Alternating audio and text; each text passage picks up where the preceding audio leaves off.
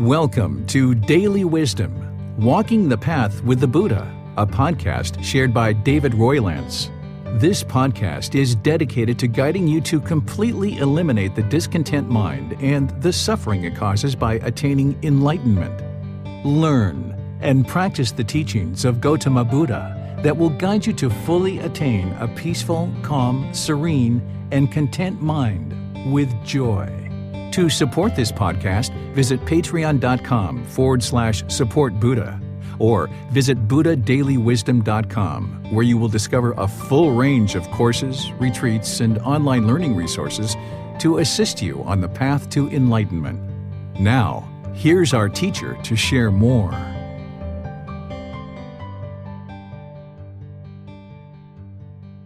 Sawadee Kap. Hello and welcome to Daily Wisdom, Walking the Path with the Buddha. Today is our group learning program, and we're all the way at the end of this book, Developing a Life Practice, The Path That Leads to Enlightenment. This is volume 1. We've been teaching now for close to 7 months and going through this book chapter by chapter by chapter, and we're all the way at the end of the book where there's this additional content that is titled Frequently Asked Questions. These are questions that are frequently asked by students in multiple different ways, and they weren't necessarily questions that fit into any particular chapter that has already been shared, but instead I grouped them together here so that you can learn these frequently asked questions to help you develop your practice. And there's another section here in the back of the book that's titled How to Determine If You Are Enlightened. And I put it all the way in the back of the book for a reason, because you would have to have read the entire book and probably read it multiple times and practice quite a bit before you're actually ready to determine if you're enlightened or not. But when you are nearing close to enlightenment and the mind is actually enlightened, you'd like to know that, right? And in order to determine whether or not you're enlightened or not, you would need to know how to do that. And the more that you understand about how to determine if you're enlightened or not and what enlightenment is itself, the more likely you are to actually be able to attain it. Because somebody who's actually enlightened, they will know that they've attained enlightenment. And in order to do that, there's things in the back of the book that I share to be able to guide you and helping you to understand whether your mind is enlightened or not. If you've just started this program 7 months ago, you know that you're not enlightened yet, but at some point the goal would be that you will attain enlightenment. So as I mentioned, you would like to be able to know that you've done that, and the more that you know about enlightenment, the more you'll be likely to actually attain enlightenment. Because if you didn't know what the goal was, you wouldn't actually be able to attain it. So I'd like to welcome all of you to today's class. This first question that is very frequently asked is, how do I become a Buddhist? This is one that is frequently asked by various students, whether it's a private message or whether it's in Facebook groups or in classes and things like this. And what I would share with students about how do I become Buddhist is, the first thing is this term Buddhist, or I am a Buddhist. It's not something that I suggest that anybody allows the mind to grab onto. This is just a label. This I am a Buddhist oftentimes hinders the mind from actually being able to experience enlightenment, because this is the mind kind of longing and yearning and trying to find that I, that self, where part of what you're doing on this path to enlightenment is letting go of these labels, not identifying with I am a Buddhist, or I am a doctor, or I am a lawyer, or I am a student, or any of these kind of things. The Buddha describes how you need to eliminate the I am in order to get to enlightenment and no longer identify with these things. So rather than discuss how do I become a Buddhist, because I don't suggest that even the Buddha was a Buddhist, right? That term didn't exist until after his death. So even the Buddha himself wasn't a Buddhist, just like Jesus Christ wasn't a Christian. These are all things that came up afterwards. And oftentimes when people label themselves with a certain thing, this is where the mind gets those conditioned pleasant feelings. If you hear agreeable things related to that label, and then if you hear disagreeable things, you're going to experience painful feelings related to that label. And then once people have these labels, sometimes they fight and argue and bicker over who is right and who is wrong, who is better and who is worse. And instead, I suggest that the better question here that a student could actually ask is, instead of how do I become Buddhist, the best question is, how do I attain enlightenment? That's what I would suggest that the average student should ask, rather than asking, how do I become a Buddhist? How do I attain enlightenment? Well, the way that someone attains enlightenment is they need to learn, reflect, and practice the teachings in order to cultivate wisdom with the guidance of a teacher. And by having the guidance of a teacher, you don't believe the teachings. Instead, you learn them through classes, through books, through videos and podcasts and things like this. And then after you learn, you start reflecting and working to independently verify the teachings. And then you start moving the teachings into practice. You start practicing the Eightfold Path, which is the core and central teaching of the Buddha, with all the other teachings plugging into that. And then with this wisdom that you cultivate along the path, your mind gradually awakens to making wiser and wiser choices in your life. In terms of your professional and your personal relationships, you start making wiser decisions about how you interact in the world, because you understand these natural laws better and better. That's what this path is all about. It's about learning. It's about cultivating wisdom. It's about training the mind, and doing that with the guidance of a teacher, but always realizing that you're on your own independent journey. You're on your own independent journey to enlightenment. The teacher and these resources are all here as guidance for you, but only as you reach out and seek that guidance. So in order to progress on this path, you would need to understand these things, that your goal isn't to become a Buddhist, but instead, I would encourage your goal to be that you're interested in attaining enlightenment. And there shouldn't be a time when somebody says, are you ready to convert to be a Buddhist? Well, no one's ever said anything like that to me ever. I'm sure there's people in the world that do those kind of things, but there's nothing, as you're going to hear me share in today's class, there's nothing that declares whether you are a Buddhist or you're not a Buddhist. Because who determines what a Buddhist is, and who determines that you are a Buddhist? So once again, this is just a label that you don't need to adopt in the mind, and you can instead just keep yourself focused on understanding what it takes to get to enlightenment. That's the ultimate goal. The second question here is, do I need to give up all my possessions, occupation, and relationships to attain enlightenment?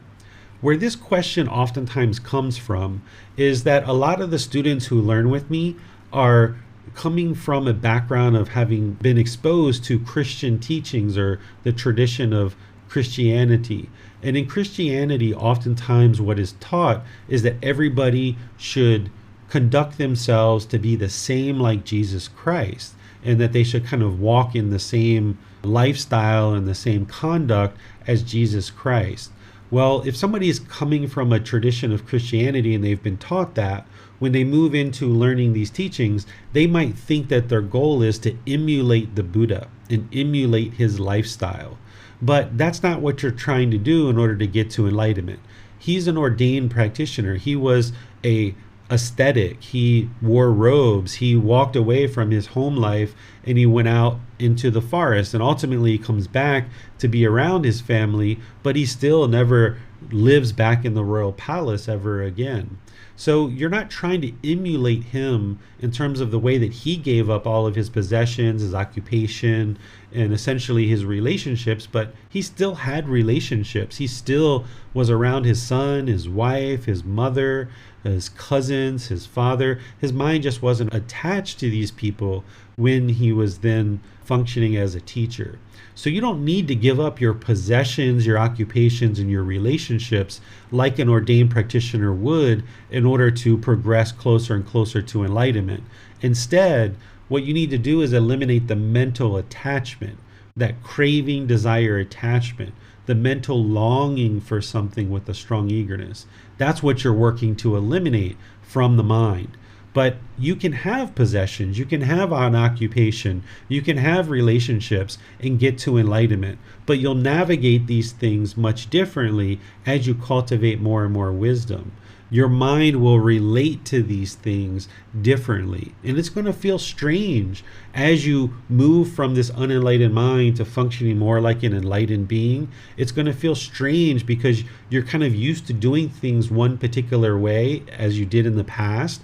But as you see that led to discontentedness and it wasn't working. So now as you gain this wisdom and you start functioning in different ways in your relationships, it's going to feel a bit strange and a bit odd. And this is why the mind kind of struggles at first. But then as you get used to practicing something like true love without attachment, that can feel more and more normal for you. And you'll feel the health in that, and you'll feel the peacefulness and the joy in that, and then you'll be able to do that more and more readily.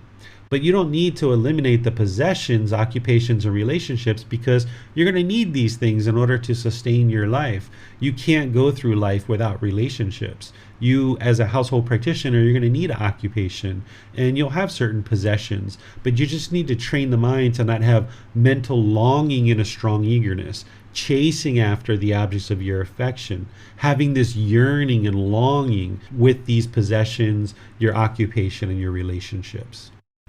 Number 3 is, what is reincarnation and rebirth? Are they the same things? The Buddha taught the cycle of rebirth, and I'll explain this to you first before I talk about reincarnation, because the Buddha didn't teach reincarnation. Some people relate reincarnation to what the Buddha taught, but he actually didn't teach that. He taught the cycle of rebirth. The word that's in the Pali Canon, which is the original source text, is the word samsara. This word samsara is translated to be the cycle of rebirth. But as you hear me explain what the cycle of rebirth is, a better way to think about this is the cycle of new existence. Because there's nothing that's actually being reborn. Because when we think about rebirth, it sounds like there's something from the past that is being reborn into the future. But this actually isn't what the cycle of rebirth is, or the cycle of new existence. The way that you can think about the cycle of rebirth is that there's this cardboard box A, and this is kind of like a previous life. And then there's cardboard box B, which is like the existing life or the current life. At the end of cardboard box A, if there's craving, desire, attachment in the mind, that's the fuel that causes rebirth. And that means there's going to be a new existence. There's going to be a new cardboard box. And at the end of this cardboard box life, whatever is in the mind, craving and certain memories, are essentially going to be picked up out of cardboard box A and put into cardboard box B. And this is why people in a new existence can have memories of a past life, or they can have certain cravings that they're experiencing in this life that are actually from a previous life. So there's nothing that's actually being reborn. Instead, it's just craving, desire, attachment, and residual memories that are moving into this new cardboard box. These two cardboard boxes are completely different. They're different colors, different shape, different textures, different sizes. They're completely unique and different. There's nothing that moves from one cardboard box to the other than the craving and the residual memories. So it's not like the Buddha taught that there was a soul that maybe moved from one to the next. He never taught that way. And this is oftentimes what is taught as part of reincarnation. What people typically teach as part of reincarnation is that there's a soul in the body, and that because of that soul, then when that one dies, it moves to a new body, and it's essentially the same exact person, just in a different body. But this isn't what the Buddha actually taught, and this is in conflict with 3 of his main teachings. One of his primary teachings was the universal truth of impermanence, that things are constantly changing. There's not this permanent fixed state, that these things are arising, changing, and fading away. That this physical body and this mind are not permanent. So this idea or this concept or this belief in reincarnation is in conflict with the universal truth of impermanence. It's also in conflict with the universal truth of non-self, that there is no self here. And it's also in conflict with the Buddha's undeclared teachings. In his discourses, throughout his 45 years of teaching, he shared many, many teachings, countless teachings. But then he also talked about his undeclared teachings. He said during his life and in a discourse what his undeclared teachings were. And one of his undeclared teachings, he shares that he didn't teach whether there is a soul or there isn't a soul, whether the soul is the same thing as the body or whether it's separate from the body. He just left it as an undeclared teaching because the concept of a soul conflicts with the universal truth of impermanence, and it conflicts with the universal truth of non-self. So he just left it as an undeclared teaching. So this concept of reincarnation doesn't match to what the Buddha actually taught. Instead, you should think about this as the cycle of new existence, because every single existence is a new existence. There's a new body and there's a new mind that comes together for this existence. And then when this existence is over, the body and the mind separate. The body essentially deteriorates and decomposes, and the mind moves on. And that mind doesn't continue. Essentially, the mind is impermanent. So now whatever residual memories or cravings are in that mind that is separated from the body, it moves into a new mind.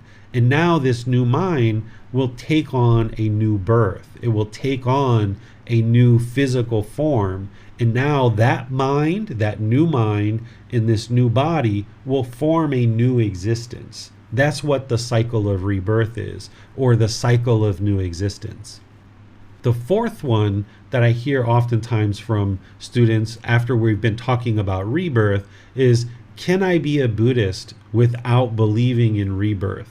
Well, in terms of being a Buddhist, we've already talked about that in the first one, that you shouldn't really adopt this label of being a Buddhist. And you've heard me talk in this program over the last 7 months that you shouldn't believe anything, including the cycle of rebirth. You shouldn't believe anything at all. You should learn, reflect, work to independently verify, and then practice to improve the condition of the mind.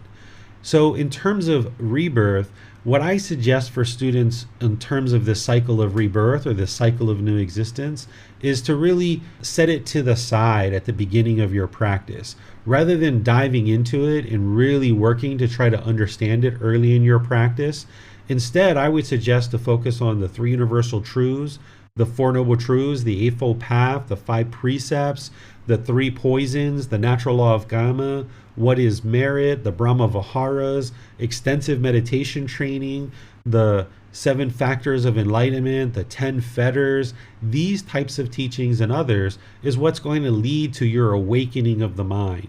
If you understand the cycle of rebirth, that's wonderful, that's great. But what's happened in the past is in the past.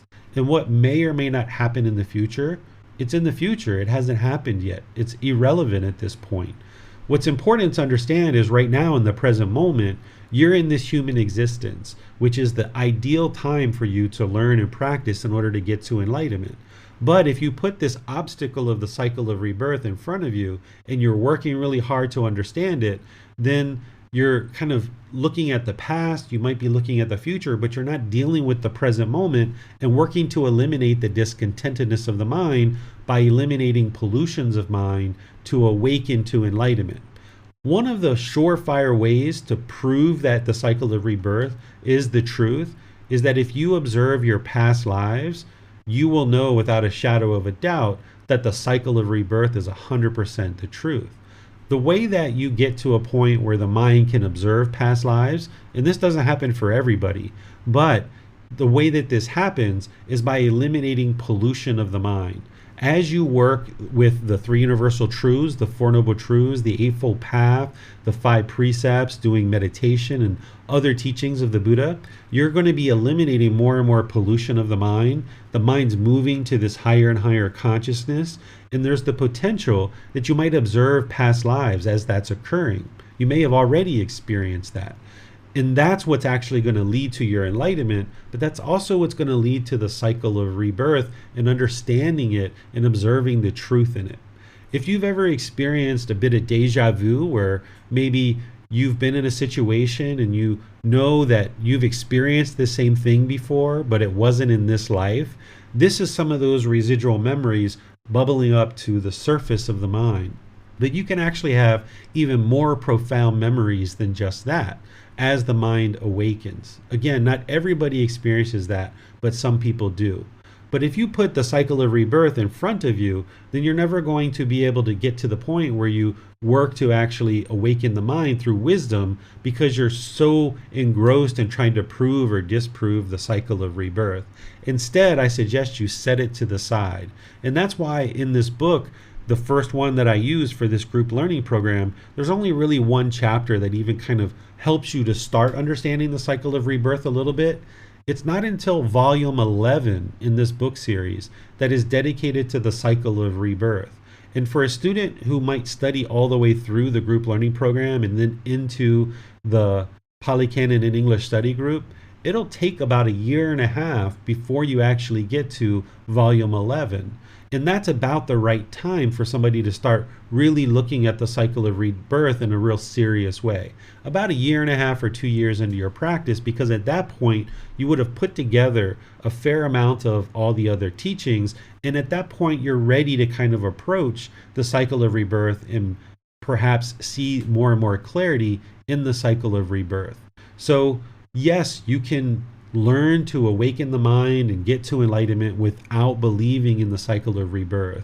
And I don't suggest anybody ever believe in the cycle of rebirth, but instead learn, reflect, and practice so that you can see the truth for yourself, that the cycle of rebirth is 100% the truth.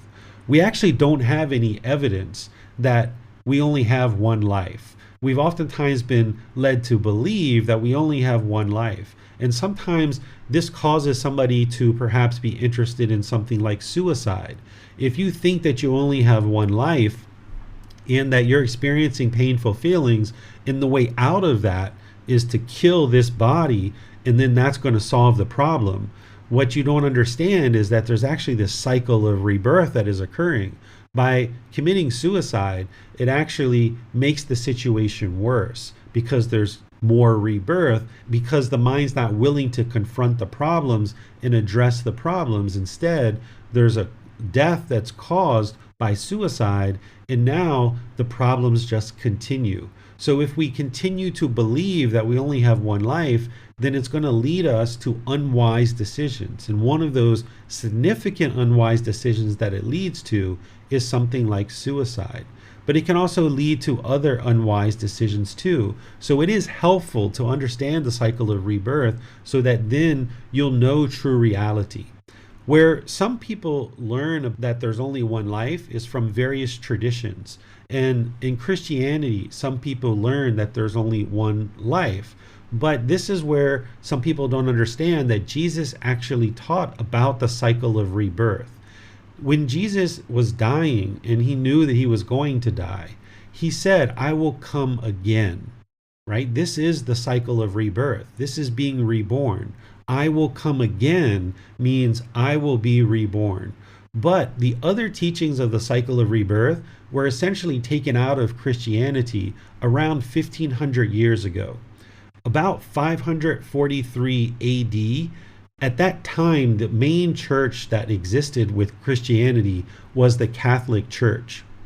And there was a particular pope that was confronted by a king, and this king asked the pope to take the teachings of the cycle of rebirth out of Christian teachings. And the pope refused to do that because he wasn't interested in changing the teachings of Jesus Christ. So the king actually put the pope into jail. And over a period of 2 years of harsh treatment, eventually the Pope relented and took out the teachings of the cycle of rebirth from Christian teachings. And this is why 1500 years later, the people who are learning about Christianity aren't learning about the cycle of rebirth. They've been taught that they only get one life.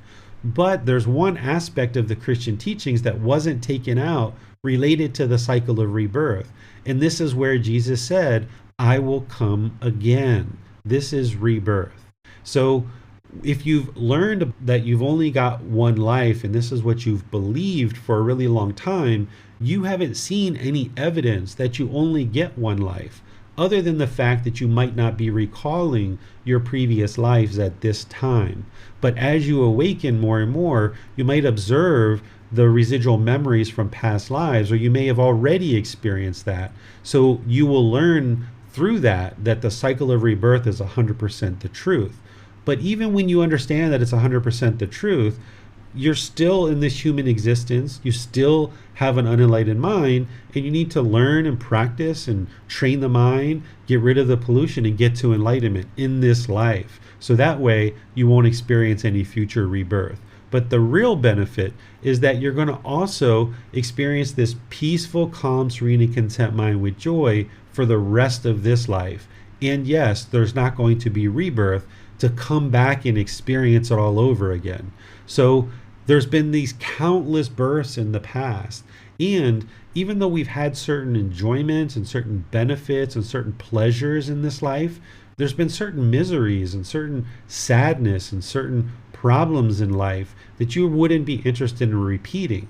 Well, if we subject ourselves to the continuous cycle of rebirth, then that means there's going to be continuous rebirth to experience these difficulties and struggles and these miseries and this grief all over again, multiple, countless times. So now that you're in the human existence, this is the perfect, ideal time to learn and practice, get to enlightenment, experience the peace and the joyful mind, and then no longer need to be reborn ever again. Number 5 here, and then I'll open up to questions after this one, is what does it mean to take refuge in the Buddha, the Dhamma, and the Sangha? And is there a ceremony to do so? Well, the first thing is to understand what the Buddha, the Dhamma, the Sangha is. So we've talked about what a Buddha is in the past. A Buddha is an individual who awakens to enlightenment on their own without any guidance from any teachers or any guides. Through their own independent journey, they awaken to enlightenment. They cultivate the wisdom on their own. Then they dedicate the rest of their life to sharing their teachings, and during their lifetime, countless people get to enlightenment based on the teachings that that individual shares that they learned through their own independent journey. And then the third criteria is that they preserve the teachings in such a condition that countless more beings can get to enlightenment after their death. These are the 3 criteria that make a Buddha a Buddha. The Dhamma is the teachings of a Buddha, and the Sangha is the community of practitioners and teachers. So the Buddha, the Dhamma, the Sangha are the Buddha, the teachings, and the community.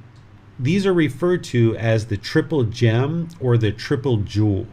And since the Buddha's lifetime, people have created ceremonies. They've created rites, rituals, ceremonies, and worship that the Buddha never actually taught, but they created these things as part of what people have decided to start doing in the world.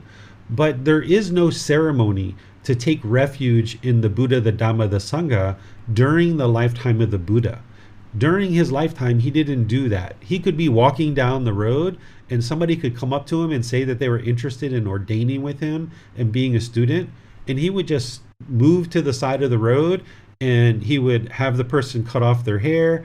They would put on a robe, and now they would be on their way to the next village where he was going to be sharing some teachings. This person's now ordained. He didn't have all these ceremonies and these rites and rituals because it was about learning. It's about gaining the wisdom to awaken the mind, training the mind, understanding these natural laws of existence. There's no ceremony, there's no rites, rituals, or worship that's going to improve the condition of the mind. So there's no need for you to go out and have some ceremony done just in order to please the mind, because there's no benefit that's going to come from that. You can just learn in classes, you can gain wisdom from a teacher, you can train your mind. You don't have to show up to a specific building at a specific time to do some specific ceremony or worship, because it's all about gaining wisdom and cultivating this wisdom so that you can make wiser decisions in your life. That's what's going to actually lead to enlightenment, not this ceremony.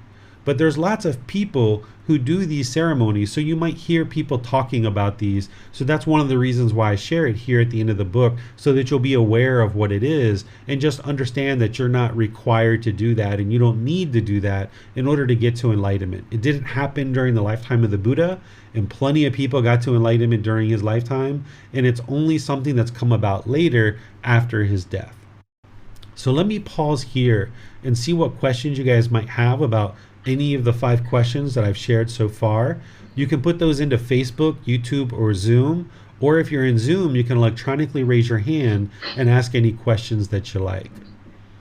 Yes, Teacher David. Chris Rice has his hand up. Hi, Teacher David. I have 2 questions, particularly about the last sentence that's described in the first frequently asked question.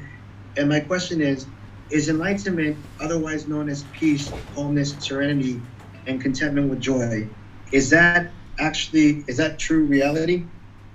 Are you asking what the definition of true reality is? Or are you asking is it true that the enlightened mind is peaceful, calm, serene, and content with joy? I'm asking if they're more or less the same thing. If experiencing peaceful calmness, serenity, and contentment with joy is equivalent to knowing true reality. Okay, so the opposite of true reality is the unknowing of true reality, or ignorance, or delusion, confusion, misunderstanding. This is the primary thing that keeps the mind in the unenlightened state. The opposite of ignorance in the unknowing of true reality is wisdom, or the way that you're phrasing it is knowing true reality. So that's what you're working to accomplish as part of this path, is being able to discover the truth through your own independent verification and reaching out to your teacher as you need guidance to be able to do that. As the mind cultivates this wisdom and completely eradicates ignorance, it will understand true reality. And as that's occurring gradually over time and more pollution is clearing out from the mind, then you'll see these glimpses of the enlightened mental state more and more, this peaceful, calm, serene, and content mind with joy. As the mind actually attains enlightenment and it experiences this peaceful, calm, serene, and content mind with joy, one would need to have cultivated an extensive amount of wisdom, and then that is knowing true reality. When you cultivate wisdom and you fully eradicate ignorance from the mind then understands true reality. And having accomplished that and trained the mind in that way, it will be enlightened. It will be peaceful, calm, serene, and content with joy. So is the peace, calmness, and serenity and contentment with joy, is that more a side effect of knowing true reality and true reality than reality actually being consisting of those traits? It's the benefit or the results or the fruit of having cultivated your life practice, where you've developed all of this wisdom, and the wisdom that you're developing is the wisdom of the natural laws of existence and how to train the mind to eliminate the pollutions of mind. And once you eliminate those 10 fetters and you got rid of all that pollution, the ignorance is the last thing essentially to go. And having cultivated all this wisdom, eradicated all this pollution, deeply understanding the natural laws of existence, the mind is now going to experience the results and the benefit or the fruit of having done that, which is the peaceful, calm, serene, and content mind with joy. And this is why that as you're making your way to enlightenment, there'll be these various glimpses of where you'll be able to kind of experience an hour or two, or a day or two, or a week or two, maybe, even maybe a month or two of peaceful, calm, serene, and content mind with joy. But then there's going to be some discontentedness that comes because the mind still has pollution. But over time, you'll get these wider and wider periods of time, these longer periods of time where the mind is experiencing that peacefulness, that joy, and eventually you'll get to the point where it's been a year and 2 years and 3 years and you haven't experienced any discontentedness whatsoever, and you'll know that the mind is enlightened at that point. Thank you, Teacher David. You're welcome. Yes, Teacher David. Christy has her hand up. Yes, sir. Miranda Decker has a question on Facebook.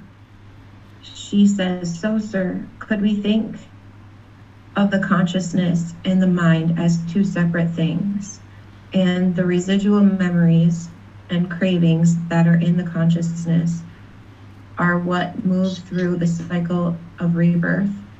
I think of the mind and the consciousness as the same exact thing. Some people try to think of it differently, but I think of it as the same thing, because if you think about the five aggregates that the Buddha taught, the form, feelings, perception, volitional formations, and consciousness, this is what makes a human being a human being. The consciousness is the mind. And then there's the cultivation of the awareness of mind. So consciousness and the mind are exactly the same thing. And then there's nothing that moves from one birth to the next except for those cravings and the residual memories. So at the end of this life, when the body and the mind separate, that mind is going to eventually essentially evaporate, because that mind is impermanent. It's not going to continue to the next mind. That mind is going to essentially evaporate, and then those cravings and residual memories are going to move to the next mind. Okay, thank you, sir. Mm-hmm. Seems to be no more questions this time, Teacher David. All right. So let's move to the next set of frequently asked questions, which is 6 through 11. This is the total number of frequently asked questions. And then after we discuss these, then I will share some more teachings on how to determine if you're actually enlightened or not. So number 6 here is, what is our purpose in life? What is the purpose of our human existence? This is a question that's frequently asked. And where this comes from is that, during the lifetime of the Buddha, and even, before that, like during like caveman days, people weren't really thinking about what is our purpose in life. During the time when we were just living in caves and we were barely kind of talking to each other, just kind of grunting and learning how to rub sticks against each other to make fire, and we were trying to figure out clothing and how to gather food and stuff like this. During those days, you kind of prehistoric human beings, they were just interested in surviving. That's all that they were interested in. Their whole life was just about surviving and waking up and going out and gathering food and gathering resources and figuring out how to actually survive. But then as we've evolved into the species that we are now, we have all this time in our life. We've essentially become the dominant being on this planet. And now that we've really perfected things to the way that we have these food systems, we kind of all come together and kind of contribute to each other's life. Where during prehistoric times, if you would like to eat, it was maybe you going out to hunt, or you and a couple of your friends going out to hunt or gather fruits or gather vegetables or what have you. But as a global society, we've kind of systematized the food industry and education and water and electric and all of these things that we use in order to sustain our life, making clothes and things like this. Where in the past, we had to do all these things for ourselves. If we would like water at our house during the lifetime of the Buddha, we had to go to the well and carry the water to our house multiple times a week in order to have water at our house. If we would like to have clothing, or we'd like to have other things like food and things like this, we pretty much had to do those things for ourselves. So human beings in the past have been very occupied with just kind of sustaining life, where now we've pretty much perfected that we can just go get food at the snap of a finger and we can have food. So with all this time in our life and having become the dominant species on this planet, we tend to think, well, what's our real purpose here? Because we're kind of like not really doing anything other than going to work, coming home, eating, taking a shower, getting involved in some hobbies, doing some things here and there. What's the real purpose to this life? Well, what I would share with you is that it's the ego, it's that arrogance, it's the conceit that wants there to be some kind of purpose. Like there's got to be some kind of purpose to my life here, right? There's got to be some divine purpose. Some people think this way, but there really isn't. What's really going on here is there's just nothing here. there's all these things that the mind grabs onto. We grab onto relationships, we grab onto possessions, we grab onto occupations, and all these different things that the mind grabs onto and tries to hold on to these things. And we tend to think that this is what life is about. We're taught to seek wealth and fame and fortune and things like this. But all of this stuff is impermanent. And what's helpful for the mind is just to realize that there's nothing here.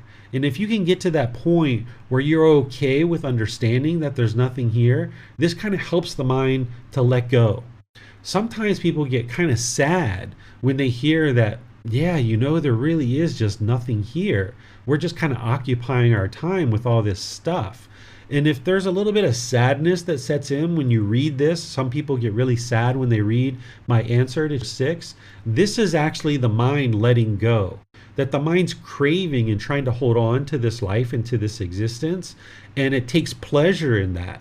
And then when you read this particular content in frequently asked questions, in this particular question number 6, some people have written me and say they got really sad when they read my answer. And the reason why is because the mind's starting to let go of that craving, desire, attachment. And now, because it's not getting the objects of its affection, it gets these painful feelings of sadness. So if you experience that, then the reply that I gave is doing the work that it's meant to do. Where I say there's just nothing in this life. It's just a bunch of time that we're spending to occupy our time, like a bunch of ants running around doing all these errands and doing all these tasks. Well, if you don't like the answer that there's nothing here for you, and that you would like some kind of goal or some kind of objective, what I would share that you could consider making your goal or objective for this life is make the goal to get to enlightenment. That's the real goal of this existence. And that's the real goal of life, is that over countless existences, we've been cultivating a certain amount of wisdom. And if you can bring all this wisdom together in this lifetime and cultivate the mind to the point where you get to enlightenment, then you don't have to keep coming back to nothing over and over and over again. Because that's what's been occurring, is that for countless lives, we've just been coming back to nothing and nothing and nothing and nothing again. And we try to grab on to relationships, to possessions, to occupations and things like this to try to create some purpose in our life. Sometimes people say they don't even know who they are anymore. They kind of look for this purpose in life. And then eventually they grab onto something. They have a certain purpose. They do that for a couple of years, maybe 5 or 10 years, but then they kind of burn out and they don't like that anymore. And now they have to find a new purpose in life. Well, if you just realize that there is no purpose to life, but if you would like to have a goal or an objective, the goal is to get to enlightenment. And now you can kind of slow your life down. You can kind of pull the reins back a little bit. Instead of just running to the next activity or the next appointment or to the next thing, instead you can realize what the real goal is here is for you to get to enlightenment. And if you have family around you that are interested, then you can help them too. So then your decisions become motivated by, how do I practice in such a way to ensure that I get to enlightenment? Or what can I share with my children? Or if there's people around you that are interested in learning, you can share some of the teachings with them and help them to understand how to progress towards enlightenment. And this is the real purpose for you. And if somebody else decides that they would like to take on that goal, then wonderful, because that's what's going to ensure that you don't come back to nothing over and over and over again. The 7th question here is, can I exercise the physical body and still attain enlightenment? Where this question sometimes comes from is that the ordained practitioners don't typically exercise. And this is a real problem within the ordained community. There's a lot of obesity and there's a lot of diabetes within the ordained community because of just accepting whatever food is being given to them, and it isn't necessarily prepared that well. And they live a pretty sedentary lifestyle. And when I've talked with ordained practitioners about this, what they share with me is that the reason why they don't exercise is that they feel that by exercising, that this is going to require more calories, so they're going to have to eat more. And that means that the household practitioners are going to have to make more offerings in order to give them more food. So what I've heard is that they choose to not exercise because they're not interested in putting the burden on the household practitioners to be able to offer them more food. But there are places here in Thailand, certain temples, that are kind of experimenting with putting gyms in the temples so that the ordained practitioners have a place to exercise and work out, because they understand that they've got this problem of obesity and diabetes within the ordained population. So even though this question might come from that, it's important to understand that sometimes people think that physical exercise is an attachment. Well, let's talk about attachment a bit, because this is going to help you with this question and the next one as well. The craving, desire, attachment isn't the object itself. So this phone, wherever my phone is, I think it's over there. I'll just use this remote control, pretend like it's a phone. If you have a phone, and the phone itself isn't the craving, desire, attachment. The object itself isn't the craving, desire, attachment. So in this example, the exercise itself isn't the craving, desire, attachment. It's how the mind relates to this. What a craving, desire, attachment is the mental longing and strong eagerness, the chasing after the objects of your affection, the pulling in the direction of what you want, the mental longing, the yearning. That's what the craving, desire, attachment is, not the exercise itself. So somebody can be attached to exercise, but the problem isn't the exercise. The problem is the mental longing in the mind. Someone can actually be attached to water, and we all know that we need water, right? If somebody went out on a trail hiking and then they realized an hour or two into their hike that they forgot their water, and then they turned around with a lot of anxiety and rushed back to their car, they might have a whole lot of craving by the time they get back there, like, oh my goodness, give me that water, I'm gonna die, just give me that water. This is the mind craving and longing and yearning for the water, rather than just calmly making your way back to the car, calmly getting your water bottle, and now calmly drinking the water. That would be somebody who's drinking water without an attachment. So it's not the water that is the problem in the unenlightened mind, because we all need water. It's the mental longing, the yearning for something. So physical exercise can be healthy, and some people might choose to exercise and some people may choose not to. If you do exercise, you can do this without craving, desire, attachment. What craving, desire, attachment looks like if somebody's attached to exercising is they're typically going to want to have exercise at exactly the same time every single day. And if they don't meet that schedule, they're going to be grumpy, they're going to be irritable, they're going to be sad, they're going to be angry, because the mind is craving the exercise. And when they don't get it, then they're going to be discontent. Or there might be this conceit, this arrogance, this pride that you're exercising, and then look down on other people who don't choose to exercise. So this is what craving, desire, attachment looks like in relationship to exercise. But somebody can exercise without those things. They can make a goal to exercise at a certain time, and then when they don't meet that because of impermanence, they just understand that it's impermanence, and maybe they don't exercise today, or they don't exercise in the morning. Maybe they exercise in the evening, or maybe they exercise tomorrow instead. And then when that occurs, they won't be discontent because of it. They won't experience anger or frustration or irritation or things like this. And a person who's exercising without attachment wouldn't have conceits or arrogance and pride because they're exercising and looking down on other people. So you can exercise without craving, desire, attachment. But it's important to understand that the mind can get attached to these things. And where you see that occurring, there's ways to actually train the mind to not have craving, desire, attachment. But that doesn't mean you have to get rid of the exercise itself. It means you need to get rid of that mental longing and strong eagerness for the exercise. Number 8 is medicine and medical procedures for the body an attachment. Once again, it's really important to understand what craving, desire, attachment is. It's the mental longing for something with a strong eagerness, not the object itself. So you can't say that medicine or medical procedures are an attachment. It's all about how the mind relates to these things.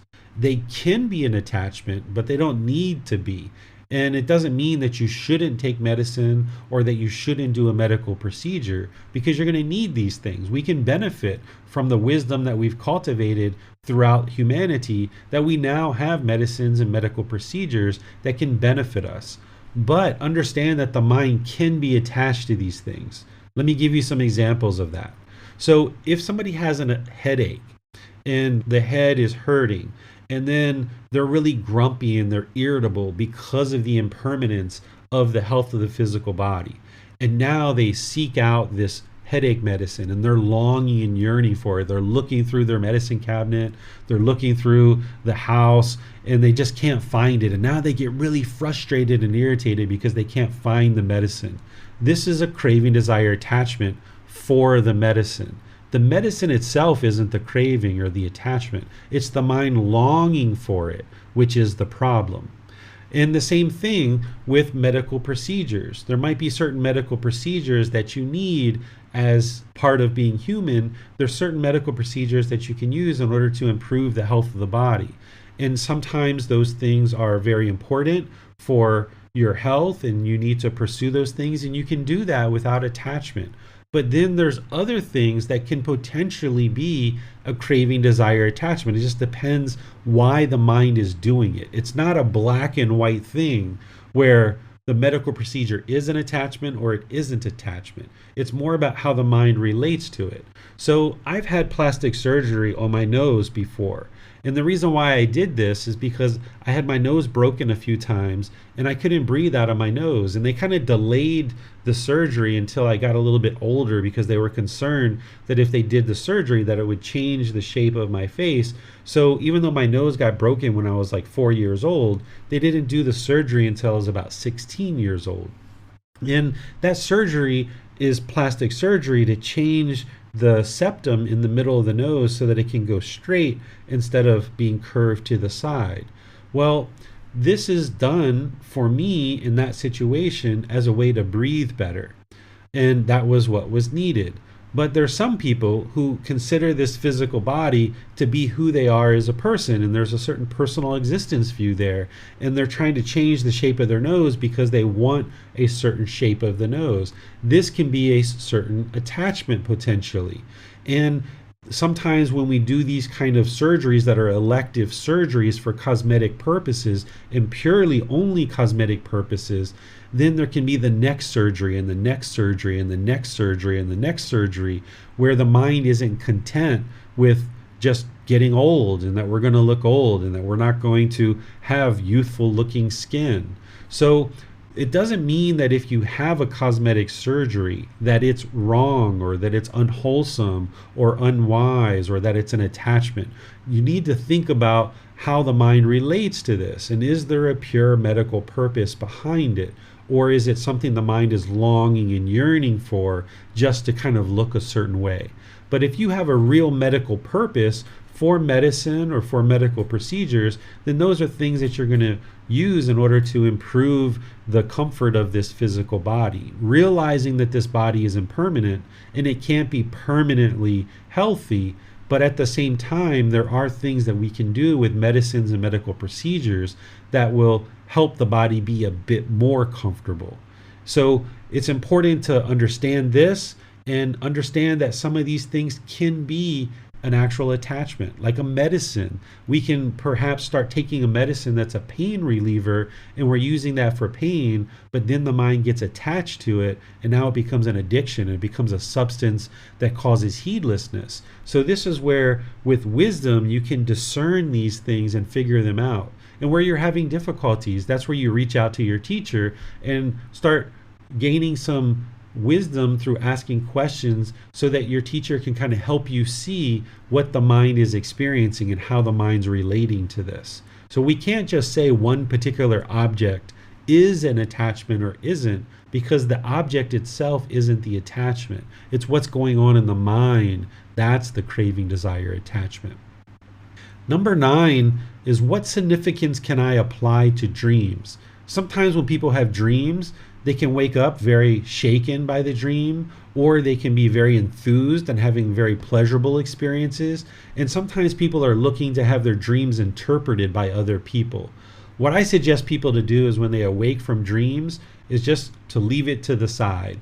Realize that it's not true, that it's not actually what's happened. It's not what's part of your life. It's just what the mind does when it's sleeping, and just leave it behind. So if you wake up kind of shaken by the dream, just leave it behind. Or if you wake up feeling pleasurable feelings, just leave it behind and realize that you need to bring the mind into the present moment and address whatever's going on right now in the present moment. Rather than going out and trying to get people to interpret your dreams, this is just going to lead you more into delusion or confusion or the unknowing of true reality. One thing that you can observe with dreams is that if you have a reoccurring dream, this is most likely an indication to you of something that the mind's attached to. So if you have a reoccurring dream of your death, and every time you wake up, you're very fearful that you have died, well, this is helping you see that you're afraid of death and you're craving existence. Or if you're having continuous dreams that you keep becoming wealthy and rich and famous in your dreams, this is probably because your mind is attached to that and craving that. So this can be a way that you can use your dreams to be beneficial, but I don't suggest you go out and try to get people to interpret your dreams, or that you think that your dreams are going to necessarily come true, because this can dilute the mind, it can confuse the mind and take it into a condition that you're not going to feel comfortable. So I suggest you just leave your dreams behind, but if you have recurring dreams, this can be an indication of something the mind's attached to. Don't be surprised that as you get closer and closer to enlightenment, that you might go through a period of time where you don't have any dreams whatsoever. Some people will tell you that in order to have a good night's sleep, everybody has to have dreams. But this is permanence, right? This doesn't exist. You might experience an elongated period of time, multiple years, where you don't have dreams. And then you might experience dreams coming back in for a period of time. This is completely normal. This is the universal truth of impermanence. So if you don't have dreams, that's fine, but that's not permanent. There's going to be a period of time where you start having dreams again, probably, and that's impermanence. But you can just leave these things behind unless you're experiencing the same recurring dream. Then use that as insight to help you potentially see any kind of cravings or attachments that the mind might have. Number 10 is, why is enlightenment permanent? So students learn about the universal truth of impermanence, that things are constantly changing, that there's this arising, there's this changing, and then there's this fading away.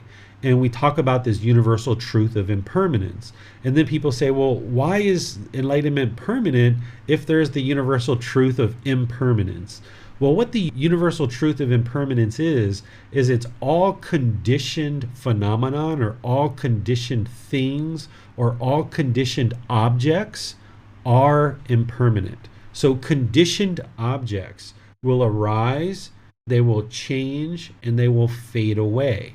This is what a conditioned object is. So that mobile phone that you have, it's a conditioned object. At one point, it was a whole bunch of bits and pieces and parts, and somebody put that together, and that mobile phone has arisen.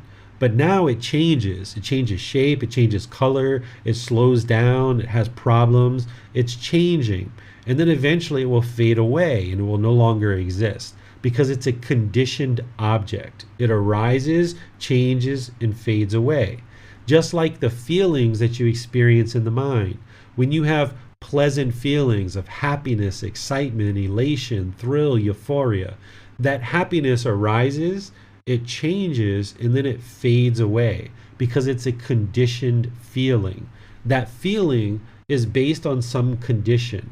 And if that condition changes, then the feeling's going to change. It's going to move from pleasant to either painful or neither painful nor pleasant.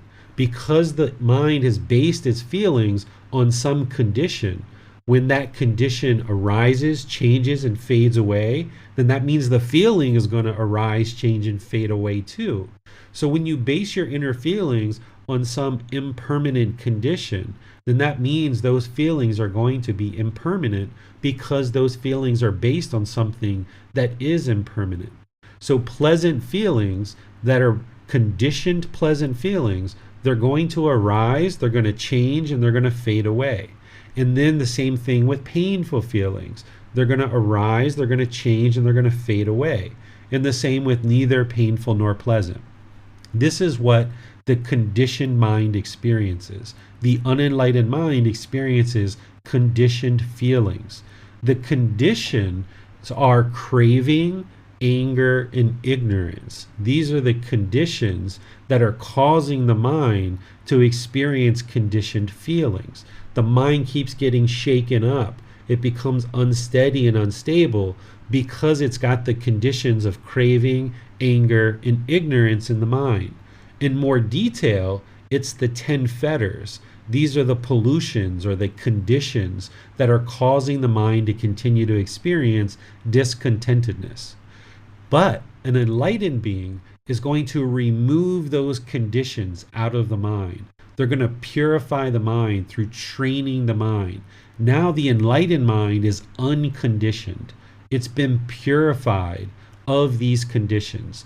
These conditions of craving, anger, and ignorance no longer exist in the enlightened mind.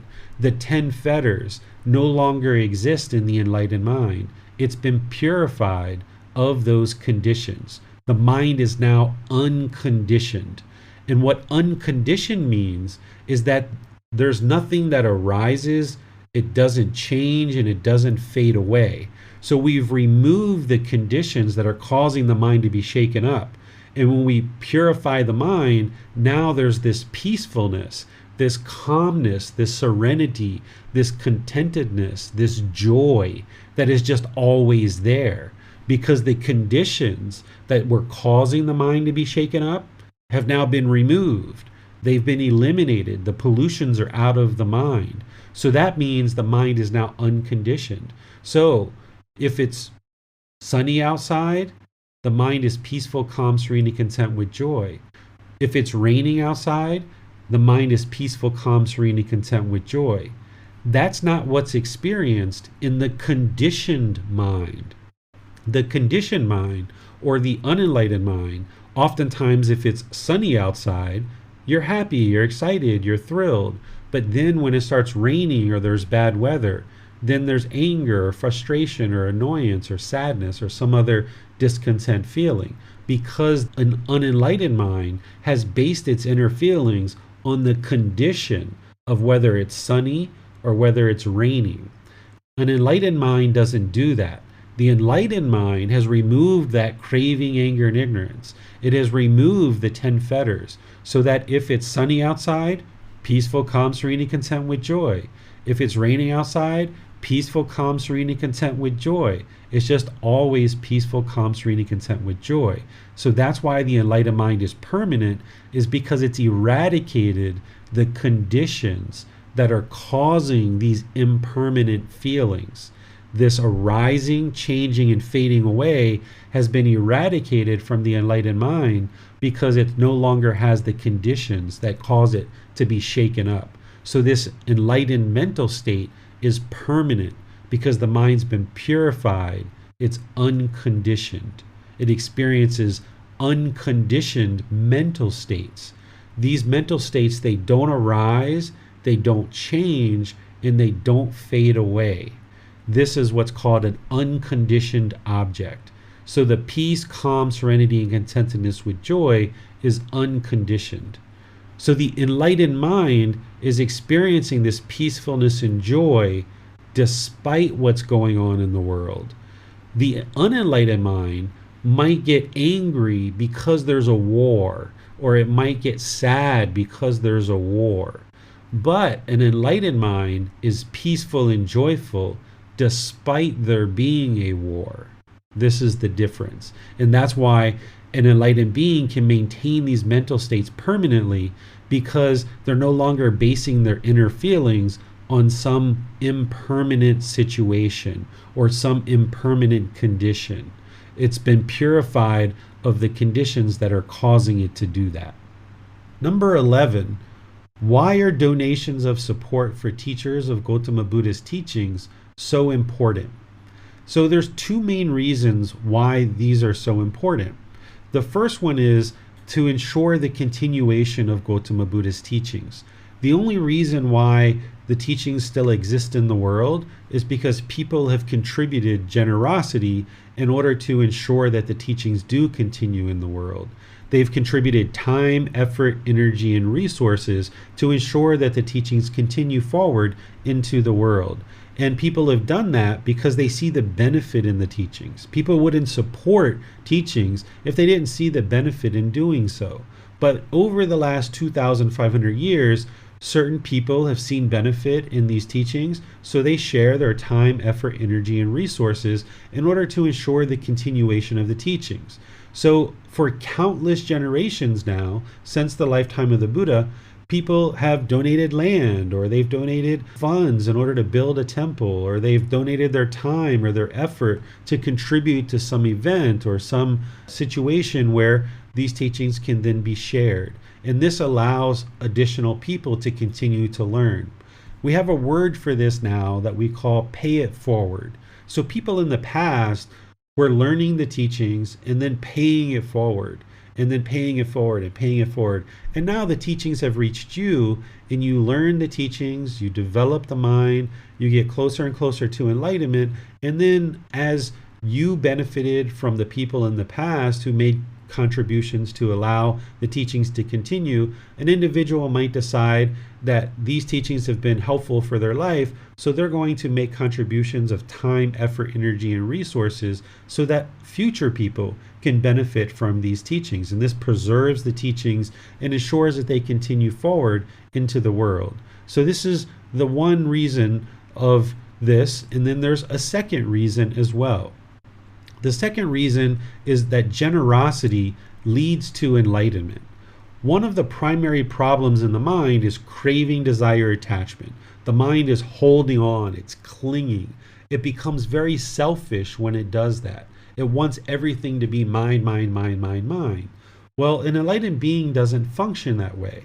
And with this craving and this holding on and this selfishness, the mind is holding on to your time, your effort, your energy, and your resources, thinking that if I exert 1 hour of time, I want to get this back, something of equal or higher value. And the mind becomes very selfish, pursuing its own selfish desires.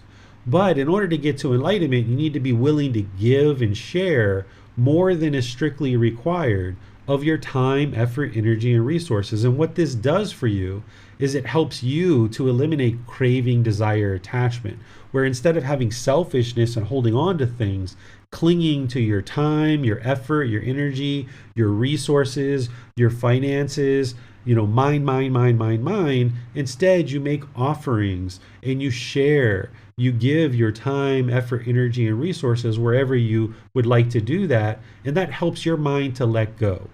There's generosity that you practice as part of the path to enlightenment in all aspects of your life. But there's one particular type of generosity that we call merit, where you're sharing your time, effort, energy, and resources in order to help the continuation of the Buddha's teachings.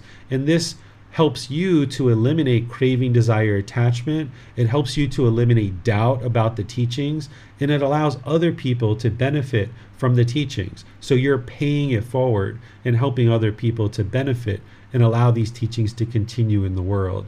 And this allows you to eliminate the selfishness. The Buddha calls it the stain of selfishness. So let me pause here and see what questions you guys might have. Remember, you can put that into Facebook, YouTube, or Zoom, or you can raise your hand in Zoom and ask any questions that you like. Yes, sir. Chris has his hand raised in Zoom. Hi, Teacher David. The book says that you suspect the human ego in prehistoric times may have had virtually no ego. But does that mean that the teachings and enlightenment wasn't nearly as important to them as it is to us? During prehistoric times, I don't think they understood enlightenment or even knew that that was even an option or something that was possible. You can look at today's society. There's only a certain number of people in the world that even understand what enlightenment is, or that it even exists, or even that the Buddha exists. There's some people in the world that don't even understand that there was such thing as a Buddha. So during prehistoric times, in my opinion, I would think that what they were really mainly focused on is just survival.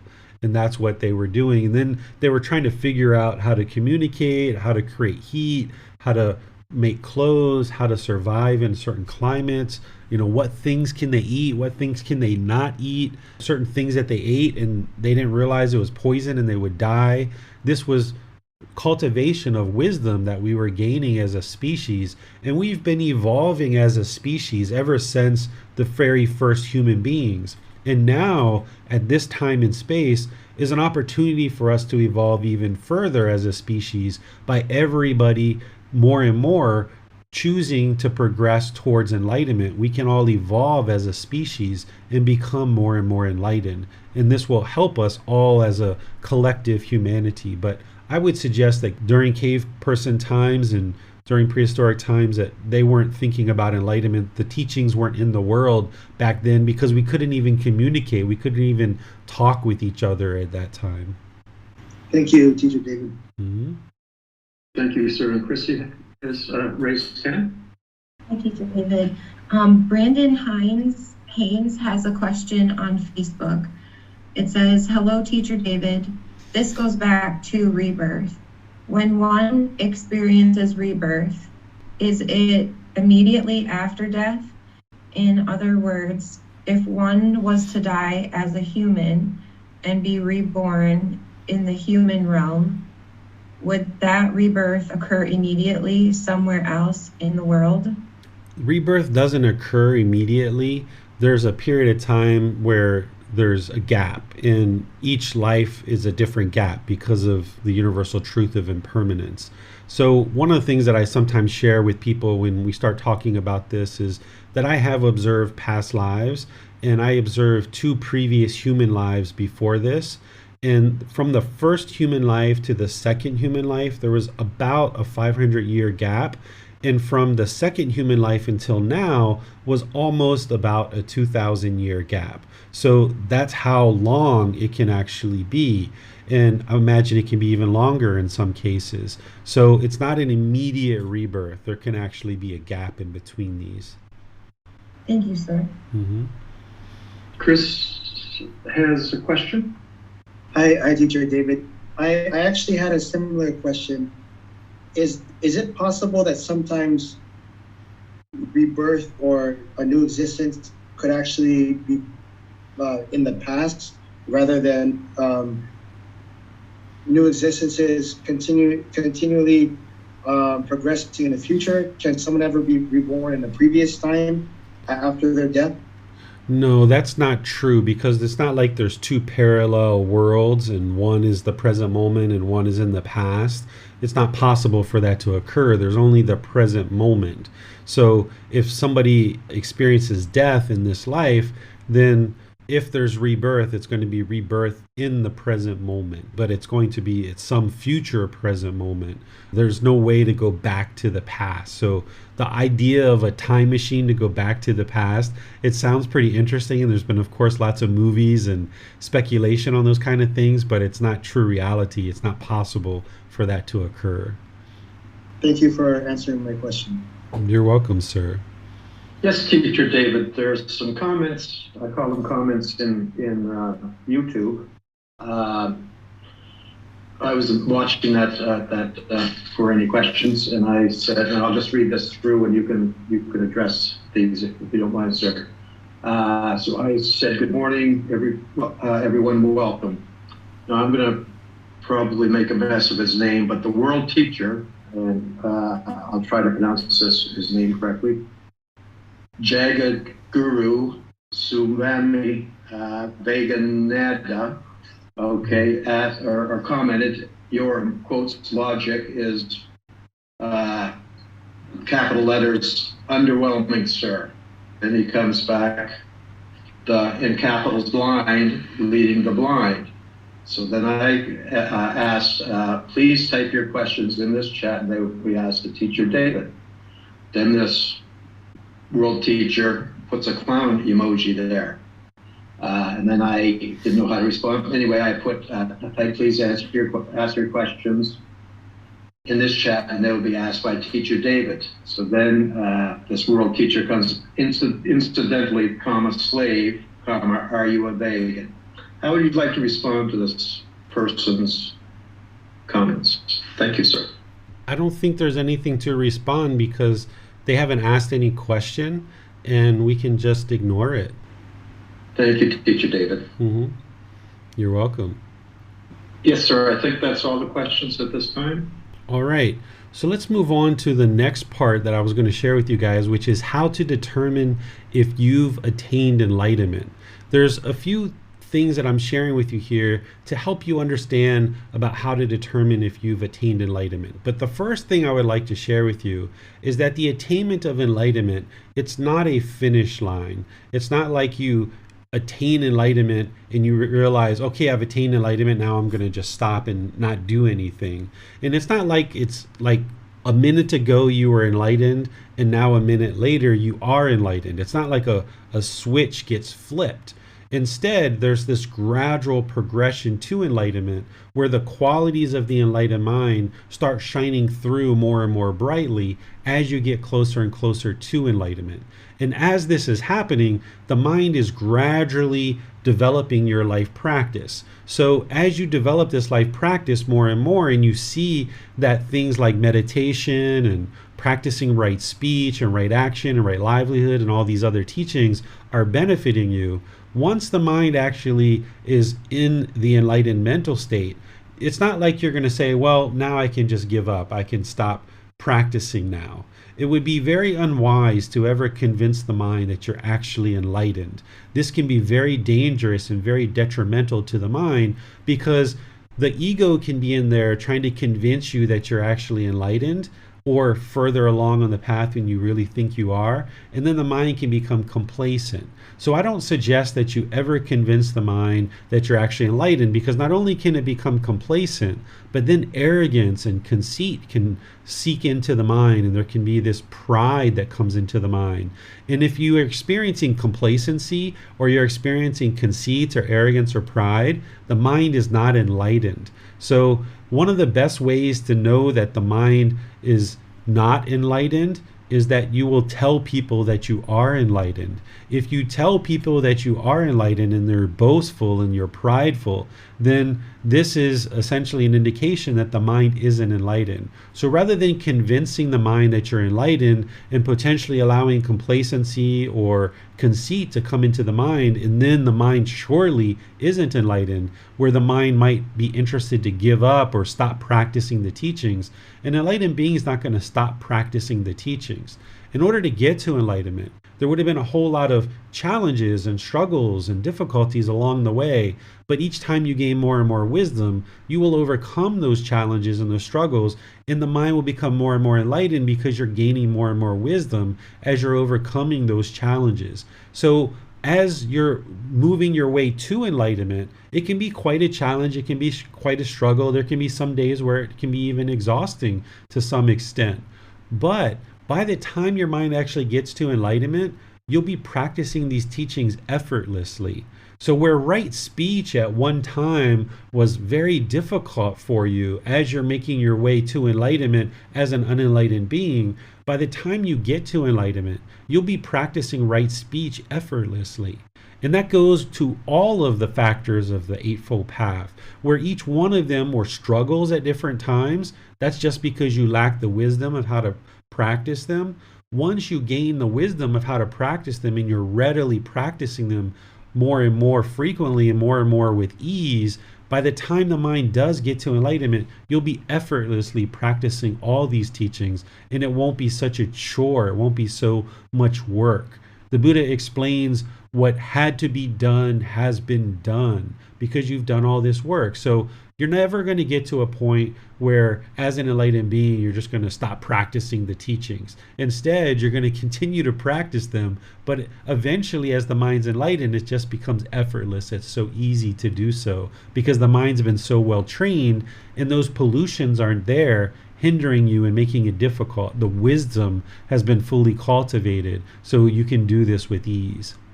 The second thing to think about in terms of determining if you're enlightened or not is that an enlightened being is going to be fully practicing the Eightfold Path, which includes the Four Noble Truths and the 5 precepts. And there's other teachings that plug into the Eightfold Path. The Eightfold Path is the core central teaching that the Buddha shared, and then other things plug into it.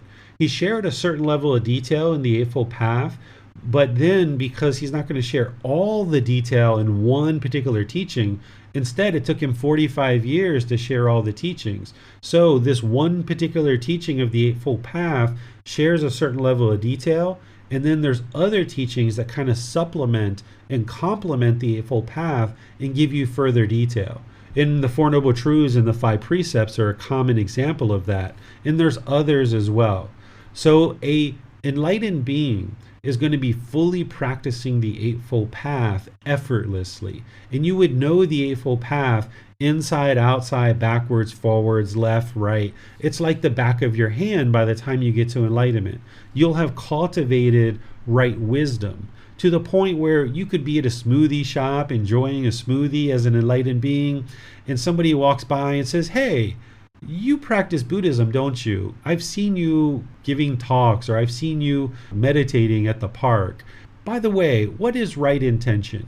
And as an enlightened being, you'd be able to really easily share, like, oh, right intention. This is the intention of renunciation, the intention of non-ill will, and this is the intention of harmlessness. And you'd be able to explain it very easily and very effortlessly, because you would have had to cultivate the wisdom in order to learn the Eightfold Path, and you would have had to been practicing it very deeply. So if somebody were to ask you a question about the Eightfold Path, you'd be able to effortlessly explain it because you have cultivated right wisdom, which is one of the factors on the tenfold path, because an enlightened being is going to be practicing the tenfold path.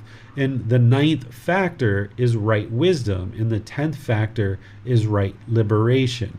So an enlightened being is going to deeply understand the Eightfold Path and all the other teachings. It doesn't mean that they're going to be a teacher, because an enlightened being can be a business person, they can be a politician, they can be a community leader, they can be a stay-at-home mom or dad or grandma or grandpa. They can do anything that they would like. Essentially, getting to enlightenment is like the beginning of the rest of your life, because as you experience the unenlightened state throughout this life, it was a real struggle. There was a lot of misery, a lot of despair, a lot of displeasure and grief. But by the time you get to enlightenment, you've overcome all of that. And now the mind is peaceful, calm, serene, and content with joy. And now you have this focus, you have this concentration, this clarity of mind, this deep memory. And you can now do anything and everything that you ever were interested to do. You might be a person who's always been interested in flying an airplane, but you never did it because you didn't have the confidence and you didn't think that you could have the intellectual ability to do something like fly an airplane. But if you've gotten to enlightenment, you've overcome the struggle of all struggles. You've finally tuned the mind to function optimally. And now you have this focus, this concentration, this clarity of mind, this deep memory.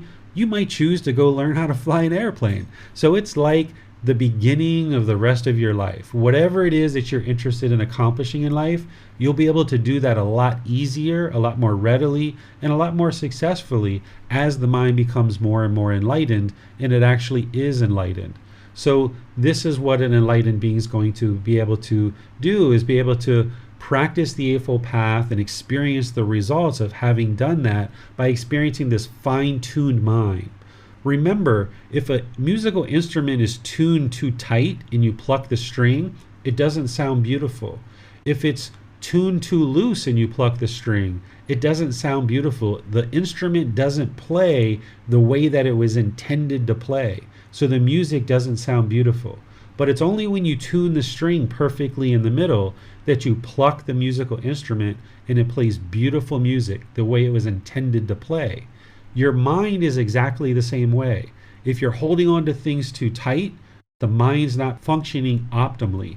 And if it's too loose, it's not functioning optimally. But through the path to enlightenment and training the mind and purifying it, you're optimizing the mind, helping it to function the way that it was intended to function. And now, because of that, purifying the mind, it's going to be focused, it's going to be concentrated, there's going to be clarity of mind, and there's going to be this deep memory. And you'll be able to now do anything and everything that you've ever been interested to do. And you'll do that much more readily as an enlightened being. And as you're getting closer and closer to enlightenment, you'll start seeing that life will be much more smooth for you as you get closer to it. This third one is, when you have attained enlightenment as an arahant, you will have eliminated all the 10 fetters.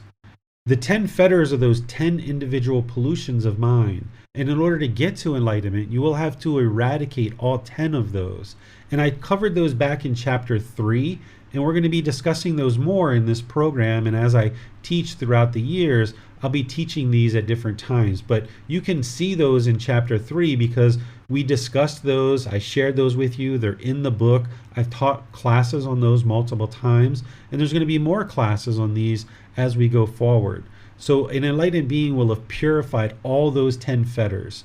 What a fetter is it's like a ball and chain around your ankle. It's like shackling you to this life of discontentedness, this cycle of rebirth. The mind is trapped in this cycle of rebirth, continuing to experience these rounds of discontentedness over and over and over again. And because the mind hasn't cultivated wisdom and it hasn't eradicated the pollution of mind, it's continuing to experience this discontentedness over and over and over again, and it's continued to experience rebirth over and over and over and over again.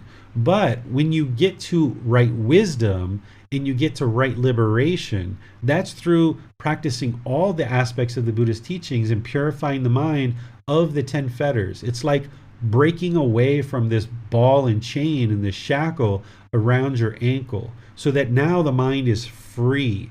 It's free of discontentedness. It's got this freedom. It's now free of the cycle of rebirth. And it's through purifying the mind of those 10 fetters that you understand how to do that. So there are certain solutions that the Buddha explains as part of the 3 poisons, or the 3 unwholesome roots, or the 3 fires. These are craving, anger, and ignorance. And he explains the problems in the unenlightened mind through craving, anger, and ignorance. And this is kind of like a higher level description of what the problems are in the unenlightened mind. And he explains certain solutions at that level.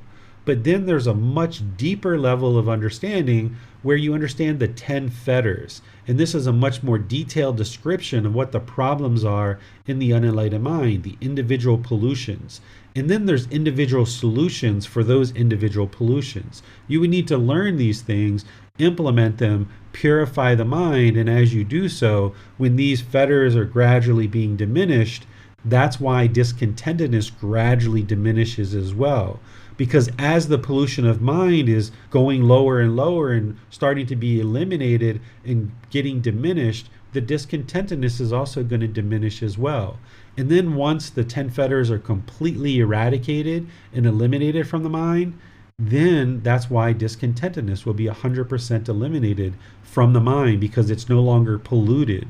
All the conditions that are causing discontentedness have been eliminated from the mind when the 10 fetters are eliminated.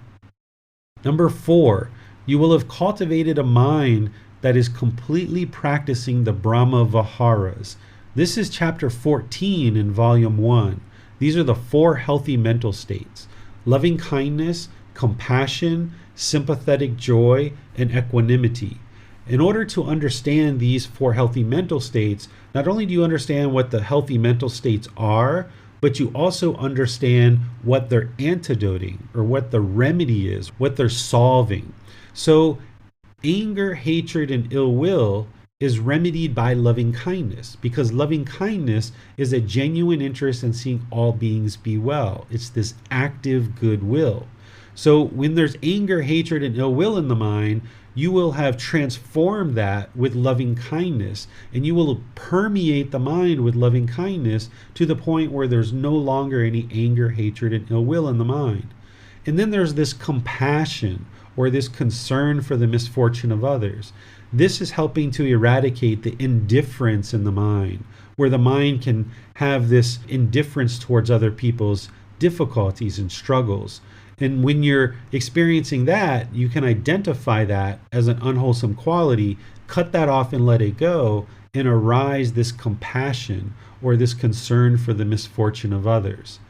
Then there's this sympathetic joy, which is joy for others' success, even if you didn't contribute to it.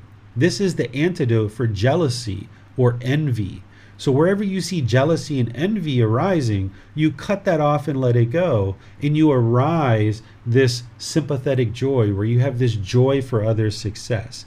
Even if you don't really feel it 100% in the mind, you're trying to arise this quality in the mind. So you got to kind of bring it up into the mind. So where you see the mind even having the slightest amount of envy or the slightest amount of jealousy, you need to bring in this sympathetic joy and kind of push out the jealousy and the envy.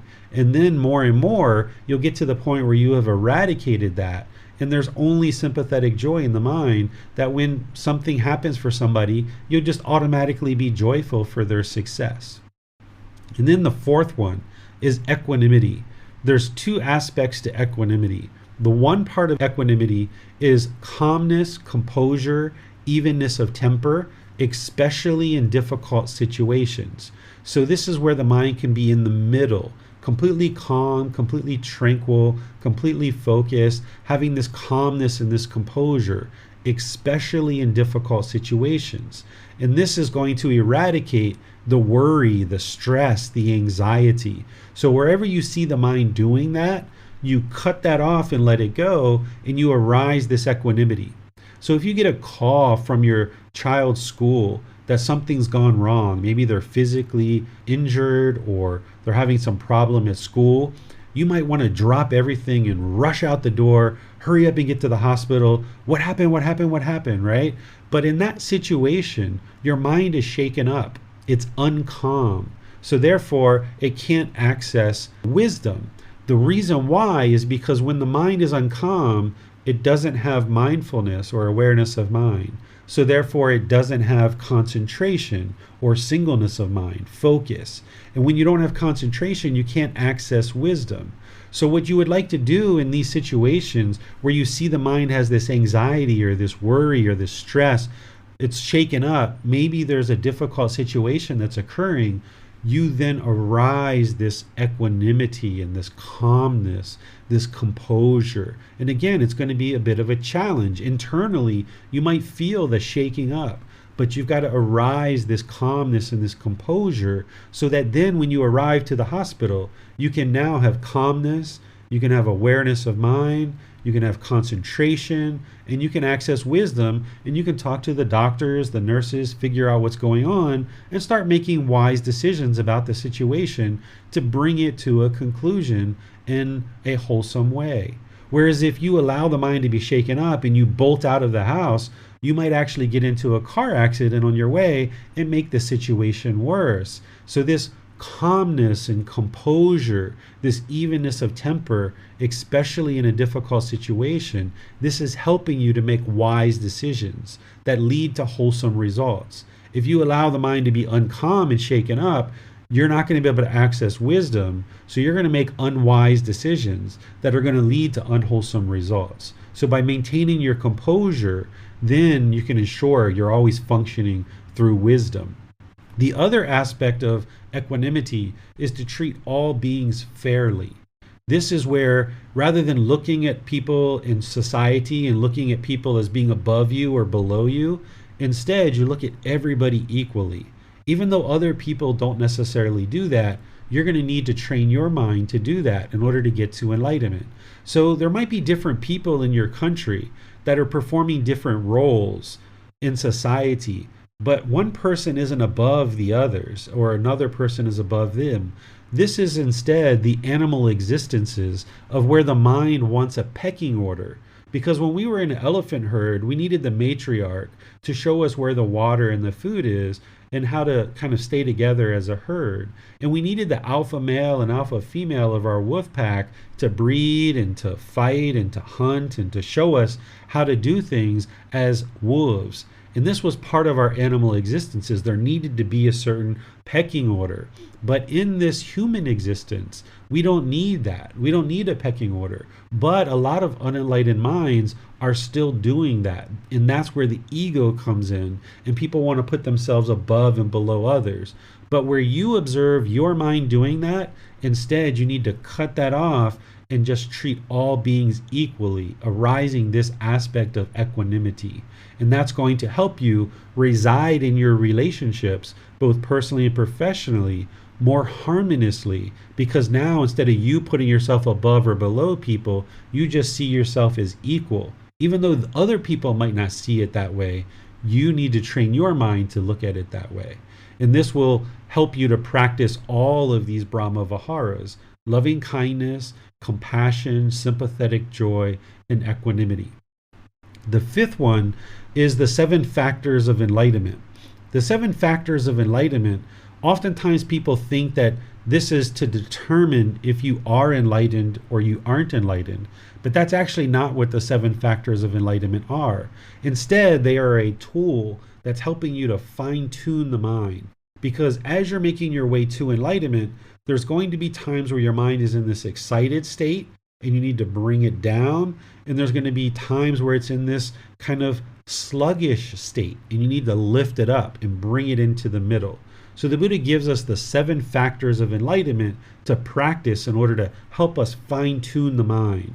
The first factor is mindfulness. This is awareness of mind, and specifically the 4 foundations of mindfulness. This is where you have awareness of the mind at all times during your day. And the Buddha explains how this is always useful, because if you're going to purify the mind of the unwholesomeness and arise wholesome qualities, you're going to need to have awareness of the mind. So you would like to practice mindfulness as soon as you're waking up, all day long, and as you're going to sleep, always practicing mindfulness. And then where you observe that the mind is sluggish, you're going to then practice the enlightenment factor of investigation, the enlightenment factor of energy, and the enlightenment factor of joy. These are explained in chapter 3, helping you to understand what these are and how to practice them. And what that does is it lifts the mind up out of the sluggish condition and brings it into the middle. And then when you observe with mindfulness that the mind is excited or elated, then you practice the enlightenment factor of tranquility, of concentration, and equanimity. And this is what brings the mind out of that excited state and into the middle and fine-tunes the mind. And this is what's helping you to find that middle and then stay there. One of the ways to think about this is that if you had a piece of wood and you took a piece of steel and you grinded that piece of steel back and forth on the wood, when you first started grinding the steel on the wood, it would pop out very easily because there's no groove yet that you've worn into the wood. But the more that you grind this piece of steel back and forth on the wood, the deeper and deeper you make this groove in the wood, the harder and harder it is for the steel to pop out of that groove. And then when you notice it, it's easy for you to bring it back into the groove. So what these 7 factors of enlightenment are doing is giving you the tools to bring the mind back to the middle, so that then you get used to the mind functioning in the middle. And the longer that you're able to keep it there, the more used to that the mind gets to being in the middle, and it's less likely to pop out because it's spending more and more time in the middle. This is what meditation is doing. This is what the Eightfold Path is doing. This is what you're doing in your daily life, is you're practicing to keep the mind in the middle and bring it to this point where you can now focus and have concentration and clarity and deep memory, and then the mind can be peaceful and joyful. And then as you observe that it does pop out, you've got the 7 factors of enlightenment to pull it back in. And now it just gets used to being in the middle for longer periods of time, and it's less likely to pop out. Eventually, as the mind is enlightened, it'll just always be in the middle. It'll never pop out. And then the last one here, number 6, is the way that you'll know for yourself that you've attained enlightenment is that you will have eliminated 100% of discontentedness of the mind.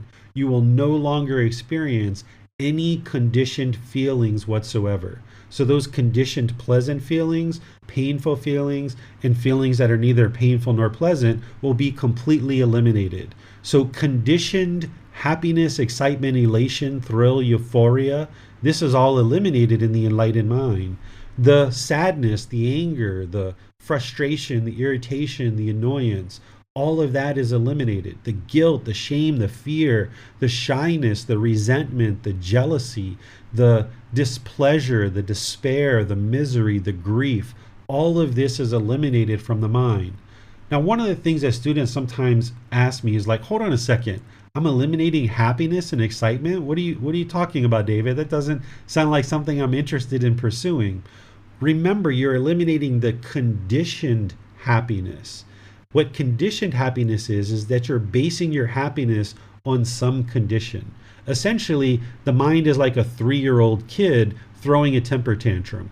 If you give me what I want, I'll be happy. But if you don't give me what I want, I'm going to be angry and frustrated. So you're eliminating that. Instead, you're getting this unconditioned joy where there doesn't need to be any condition being met. So if there's 50 people in the class that I'm teaching, peaceful, calm, serene, content with joy. If there's one person in the class, peaceful, calm, serene, content with joy. Or if I show up to a class someday and there's no students there, okay, peaceful, calm, serene, content with joy. If you're basing your inner feelings on the condition that there needs to be a certain number of students in the class, then you're only going to be happy when that number is met. And then once that number is met, you're going to want more and more and more and more. But if you eliminate that from the mind and you can arise this joy that's just always there, that's going to be beyond pleasure and pain. These are words that the Buddha uses. He talks about enlightenment as being beyond pleasure and pain. So you're no longer experiencing this temporary, unsatisfying happiness. It's unsatisfying because it's only temporary. Instead, you're fully fulfilled. You have this inner fulfillment because the mind is always satisfied. It's always joyful, no matter what's going on. So that's what you're experiencing as an enlightened being. You've eliminated all these conditioned feelings of discontentedness, and you're experiencing this unconditioned joy. So the mind needs to be willing to let go of this temporary happiness in order to get to this permanent joy. And that's what an enlightened being is doing through the pursuit to enlightenment. What questions do you guys have on this material here? You can put those into Facebook, YouTube, or Zoom, or you can raise your hand in Zoom to ask any questions that you like. Yes, sir. Chris has a question. Hi. In the past, you have indicated that refraining from lying is a black and white precept where lying is never wise, but that refraining from killing is sometimes more of a gray area. Can you explain why this is and how to navigate the gray areas of the 5 precepts? So this would be a more extensive reply, Chris, because to talk about each individual precept and all the different gray areas and all of those kind of things, it would be better to talk about that at a time when we can allocate time for that. But understand that there's certain gray areas with the Buddhist teachings. They're not always black and white. There's some things that are black and white. Like you've seen me reply in the Facebook group recently, like, snorting cocaine, it's black and white, right? There's never a time where that's going to lead to wholesome results. Or rape, for example. There's never a time where rape is going to lead to wholesome results. But there are certain situations like killing where, of course, we would like to live compassionately, trembling for the welfare of all living beings. This is what the Buddha shared. What some people translate that as no killing. The Buddha didn't say no killing. The Buddha said to live compassionately, trembling for the welfare of all living beings. So this means you don't intentionally take the life of another being. But you also need to balance that with something like loving kindness and compassion. So you're not going to actively go out and look to kill a living being. But if you are at home and somebody broke into your house at 2 or 3 a.m. in the morning, they're not bringing you chocolate and roses. Instead, they're coming in to cause harm. And you would like to cause as least amount of harm as possible. But if you need to defend this physical body, you should do that. And if this person's life gets taken in the process, then this is their karma. They're the ones who chose to come in and cause harm. You didn't choose with intention to go hurt this person, but you're just showing loving kindness and compassion to this being who you are now, and you're protecting this physical body. And you can try to do that with as least amount of harm as possible. But there are some rare situations where you may end up needing to take the life of this person, but you're only doing that as a result of their actions. You can do that without hatred. You can do that without anger, without any of those ill will that's in the mind. But you would only do that as a last resort, of course. So each one of these teachings of the Buddha, this is where a teacher is helping you to navigate and understand this natural law of karma, because there are certain things that are black and white, but there's a really large gray area. It's really easy to see the black and white, but the gray area is much more challenging for people to see the clarity on that. And oftentimes it takes certain discussions and questions and conversations to be able to see that gray area more and more and understand the wisdom of how to make decisions when you're confronted with a situation that's more gray rather than black and white. Thank you, teacher. Mm-hmm. Yes, Teacher David Tonka has her Zoom hand up. Hello, Teacher David. I heard few public speakers saying that Buddha said that the world is illusion. So I was wondering if it's something in line with the teaching we are studying from Pali Canon, or is it something due to impermanence that people kind of added? The Buddha never said that the whole world is an illusion. This is part of that ignorance or the unknowing of true reality or the delusion or confusion. Because the words of the Buddha aren't really in the world and very deeply out in the world and really shining in the world, there's a lot of people who are thinking that they are practicing Buddhist teachings or that they understand the Buddhist teachings, but they've never actually seen the words of the Buddha or actually studied the words of the Buddha. So if somebody's sharing that the Buddha has said that the whole world is an illusion, then there should be a reference to the Pali Canon, because the Pali Canon is the original source teachings. And that's the only way that people pretty much know what the Buddha actually said, because it's documented in the Pali Canon. So if it's not in the Pali Canon, if somebody says that the Buddha shared that the whole world is an illusion, that's just hearsay. And that doesn't actually match to what we know to be true reality. One of the things that I usually share with people when they say that the whole world is an illusion is I ask them, I say, well, when you go across the street and you cross the street, do you look both ways? And they say, yes, of course I look both ways. And I say, well, why? They say, because there's a truck and it might hit me. And I say, well, I thought the whole world is an illusion, right? So people can say one thing, and then you look at their actions and their practice and they do something completely different. And this is where their mind is confused. They have misunderstanding. They have ignorance or unknowing of true reality. It kind of sounds cute to say that the whole world is an illusion. Well, why do you look both ways when you cross the street if the world is an illusion? Because the world isn't an illusion. There is a real tangible world here that we can touch and we can feel, and we need to understand this world through the natural laws of existence. And when we understand it, then we can make wise decisions that produce wholesome outcomes.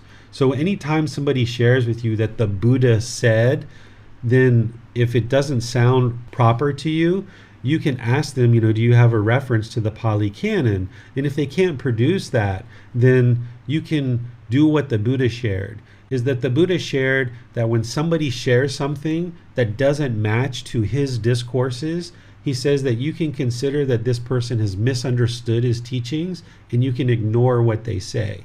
So everything that somebody shares about the Buddhist teachings should connect back to the Pali Canon in one way or another.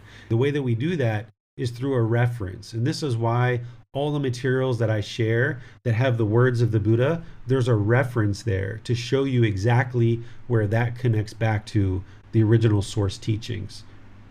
I just thought it didn't sound like Buddha's teaching, but I just wanted to confirm with you because I personally didn't read Pali Canon or any of that. So yeah, it didn't sound like Buddha's teaching to me. Yeah, what you try to do when you hear people talk like this is, of course, you can go back to the Pali Canon, but some of these things you can actually reflect on your own, right? Because something like when somebody says the world's an illusion, okay, can I touch this light? Can I touch this computer? What's an illusion? What is an illusion about this computer? How is this computer an illusion? So oftentimes people say these things off the cuff, or they're trying to sound cute, or there might be some arrogance or ego there. Sometimes it's even unsolicited guidance. Whenever you're getting unsolicited guidance, this is very suspicious because, in order for you to receive unsolicited guidance, that means the person has a certain amount of ego, a certain amount of conceit, a certain amount of arrogance and pride, because somebody should only share these teachings with you if you seek guidance for them. So if you ever are in a situation where someone's sharing unsolicited guidance, this is really suspicious. Not that they're necessarily a bad person, but someone who's enlightened isn't going to share teachings in an unsolicited way. And if somebody isn't enlightened, that means they haven't acquired what the Buddha called final knowledge. Final knowledge is where you cultivate all the wisdom to have what's called right wisdom, where you've cultivated enough wisdom that you've eradicated ignorance, and now the mind is actually enlightened. So when you've attained final knowledge, the mind is actually enlightened. And someone who has final knowledge will deeply understand the teachings and be practicing them closely. So someone who's sharing unsolicited guidance, they don't understand that that's not part of this practice. There's still conceit, there's still arrogance, there's still pride. You know that they haven't attained final knowledge, so anything that they're sharing is already kind of suspicious. And when I say suspicious, it means that it's most likely not accurate. That's what I'm sharing. Thank you. You're welcome. Yes, Teacher David. Christy has her Zoom hand up. Yes, thank you. My question is in regards to Chris's question about the gray area mentioned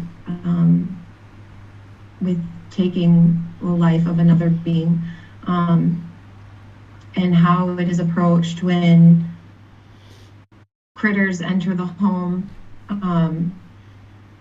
What is your suggestion for a person who's trying to practice loving kindness for all beings, and has like traps set and is not practicing loving kindness for all beings when they're,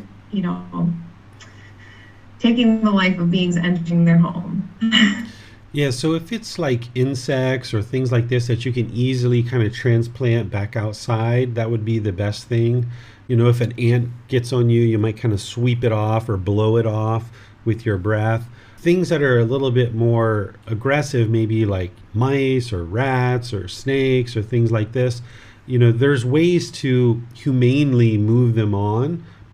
And this requires more wisdom. This is where we cultivate wisdom, that there's things that you can do to kind of ensure that these things don't come into your home.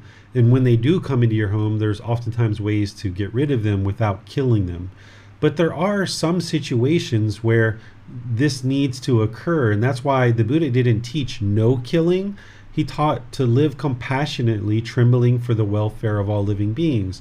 So let me give you an example, like termites or bed bugs or something like this. It would be wonderful if we had a humane way of getting rid of these things and eliminating them out of our homes so that we can live comfortably without being infested by termites or bed bugs. But today, there really isn't any way that I know of to 100% get rid of these things. But as a person who's living compassionately and having loving kindness and compassion, you can do some research and see if you can figure out a way to eliminate certain insects and certain animals from your home. And then if you can find those, wonderful. You can do that in a way that doesn't cause death. But there's some situations where maybe the only way to get rid of bed bugs is to actually kill them and hire somebody to come in and do that. Or the same thing with something like termites. Because if you allowed the termites to eat your house, that wouldn't be loving kindness for you and your children and other people that dwell in your home. So this is where that gray area is, that you understand that the Buddha didn't teach no killing. He taught to be compassionate for living beings, because by being compassionate for living beings, it's working to eliminate anger, hatred, and ill will out of the mind. That's what you're working to do. He didn't say preserve all life at all cost. That's something completely different, and that would be black and white. Where instead he said to live compassionately for the welfare of all living beings. And if you live compassionately, where you're trying to find a way to get rid of these animals or insects without killing them, then you're living compassionately for them. And then ultimately, if you need to do the killing, either you or hire somebody to do it, then that's what you might choose to do. And that helps to take care of what's going on in the home. So there's situations like this where it wouldn't be loving kindness and compassion to allow these things to continue. And that's where we can cultivate wisdom to make decisions in a better way, that when we don't see these teachings as black and white and we learn to navigate the gray area, then we can make better decisions and we don't feel so rigid. Because the Buddha didn't teach these as commandments or rules or thou shalt do this. That's not the way he taught. Instead, it's guidance that you can cultivate this wisdom and now navigate life with this wisdom. I understand, sir. Thank you. You're welcome. Chris had his hand up. I guess he took it down. I think that's all the questions for now, sir. Okay, well, I have a few more things to share with you that's at the end of the book. It's the very, very end of the book. There's some content there that I share the final words of the Buddha. And the final words of the Buddha are where he's starting to realize that he's about to die. And he kind of gives people a heads up that he is going to die. I don't have those words here, but I have them in other parts of the book series. As he's getting closer and closer to death, he knows that this is occurring. This is how enlightened he is, that he knew exactly when he was going to die. So about 3 months before he dies, he starts letting people know that he's actually going to die. And some of his students were actually kind of pleading and begging with him, not to die. These are people who weren't enlightened, of course, because the enlightened beings, they knew, okay, of course he's going to die. He's impermanent. But there were some students that were pleading and begging with the Buddha not to die. And the Buddha ultimately starts delivering these discourses to kind of wind down his teachings and kind of prepare his students for understanding that he's about to die, and essentially giving them a heads up if they have any remaining questions before he does die. So these are some of his teachings as he's getting closer and closer to death. He says, "Wander forth, O monks, for the welfare of the multitude, for the peacefulness of the multitude, out of compassion for the world, for the good, welfare, and peacefulness of heavenly beings and humans. Teach, O monks, the teachings that are good in the beginning, good in the middle, good in the end, with the right meaning and phrasing. Reveal the perfectly complete and purified holy life. There are beings with little dust in their eyes who are falling away because they do not hear the teachings. There will be those who will understand the teachings." Now let me share with you what he's actually sharing here. This first paragraph, he's essentially sharing with you why people should share these teachings, and if you're choosing to teach, how you should essentially do that out of compassion for the world, not because you're looking for fame or fortune or to be acknowledged as a great and wonderful teacher, but because you have this genuine interest in seeing all beings be well. You have this concern for the misfortune of others. There's this loving kindness and compassion, this interest in seeing others be well.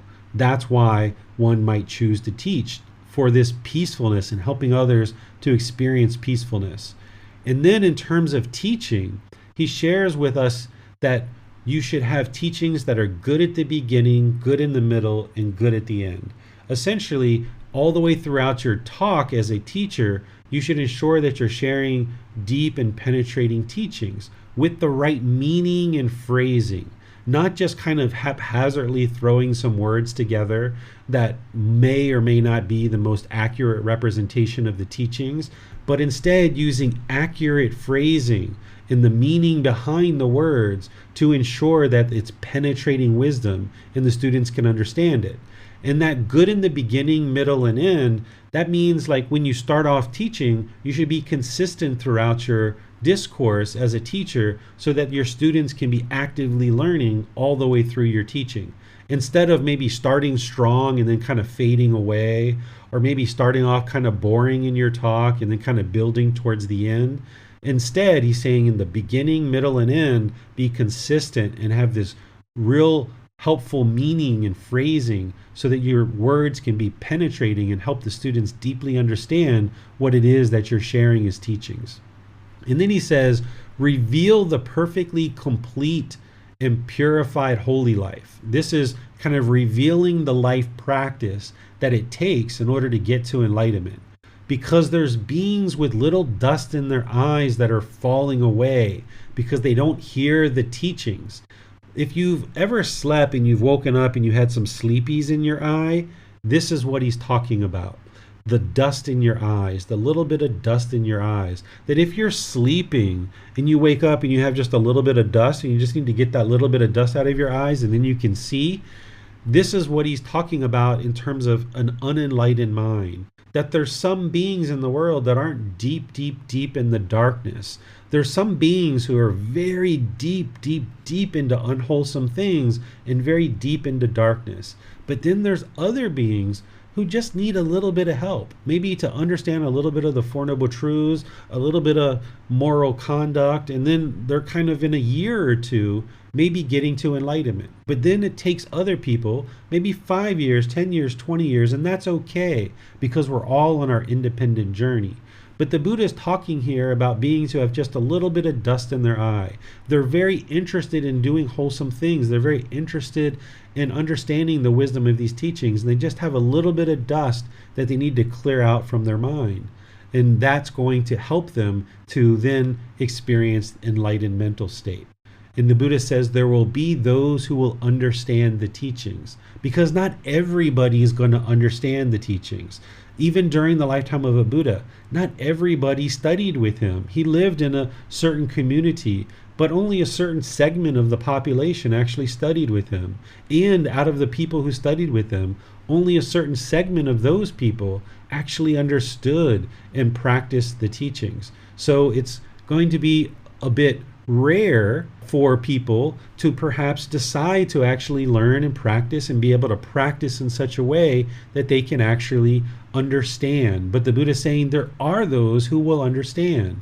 That's why you don't see Buddhist teachings spread all throughout the world yet, because it's a very limited number of people who can actually have the dedication and the diligence to learning and practicing. And not everybody is going to be there. Even during the lifetime of the Buddha, not everybody's going to be interested in learning and practicing. That's the universal truth of impermanence. Some other things that are at the very back of the book are this teaching that I shared that says, the only war worth waging is the war within the mind. Win that war and you have won everything. So this was written about 3-4 years ago, maybe 5 years ago. Even now that we have this war, you can probably understand this teaching even more closely, that there's really no benefit to war whatsoever. I've never seen any war that produced a wholesome result. There's always death and destruction as a result of every single war. But there's this war inside the mind, where the mind is bombarded with all these thoughts and this unwholesomeness. That's the real war that is worth waging. And if you win that war, you've won everything, because the mind will be peaceful, calm, serene, and content with joy for the rest of this life. You'll no longer experience rebirth. So that's the war worth waging. And once you do that, and once you accomplish that, once you win that war, that's where you've won everything. So this is just some words from me towards the very end of the book. And then just a reminder of some things as you start learning these teachings. And now if you've been learning in this program for 7 months, and maybe some of you have taken this 2 or 3 or 4 times, that as you start learning these teachings and you understand them more and more, you might look around the world and you see the teachings everywhere. You see impermanence, you see discontentedness, you see right speech and you see wrong speech, you see generosity and you see selfishness, you see anger and hatred, and you see loving kindness and compassion. The Buddha says, one who sees the teachings sees me. Right? So while he was getting ready to die, these people were pleading and begging with him not to die. And he's like, hold on a second. I shared the teachings. If you see the teachings around you, then you see me. That's how you know he existed, because you can see his teachings everywhere around you. And then he also shared, one who sees me sees the teachings.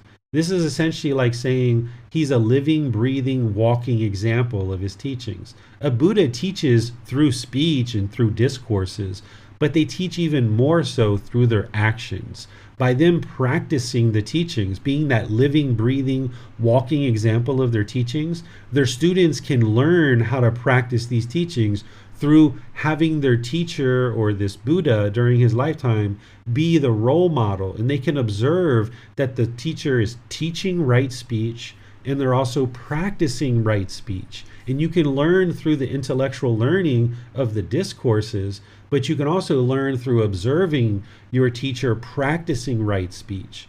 Or you can see your teacher practicing some, aspect of the path, like right mindfulness or right concentration. You can see them doing that on a regular basis, where they're focused and concentrated and they have clarity of mind. But then you can also learn about it intellectually as well.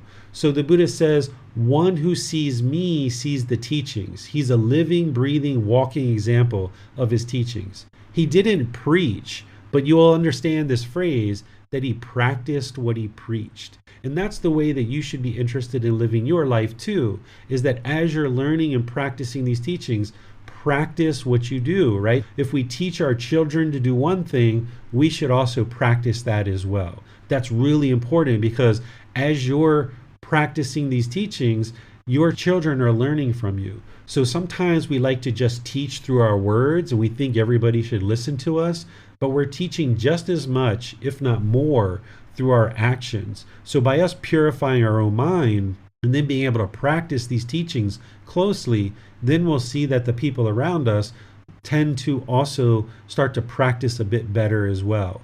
So if you start seeing the teachings around you, this is like seeing the Buddha. Or if you would like to use this other part to be a role model, an example, and kind of help people around you, whether it's your children or your life partner or others, to help them see that you're practicing the teachings. You don't need to go around and tell them that you're practicing the teachings, but just by you practicing, they will actually tend to kind of observe your practice and learn from that. And this can be very helpful in your life. And then the Buddha's last words, and the last thing that I'll share with you guys today, is here he's getting ready to take his last breath, and he shares this last teaching with his students. Ananda is one of his closest students, and he says to Ananda, Ananda, it may be that you will think the teacher's instruction has ceased. Now we have no teacher. It should not be seen like this, Ananda, for what I have taught and explained to you as teachings and discipline will at my passing be your teacher. Now, monks, I declare to you, all conditioned things are of a nature to decay. Strive on untiringly. And then he lays his head down and he dies. These are his last words. He knew exactly when he was going to die. So a Buddha is going to teach all the way through his life. Even his last words are a teaching. This is what a Buddha does. And his last words, his last teaching, is actually the very beginning of the path.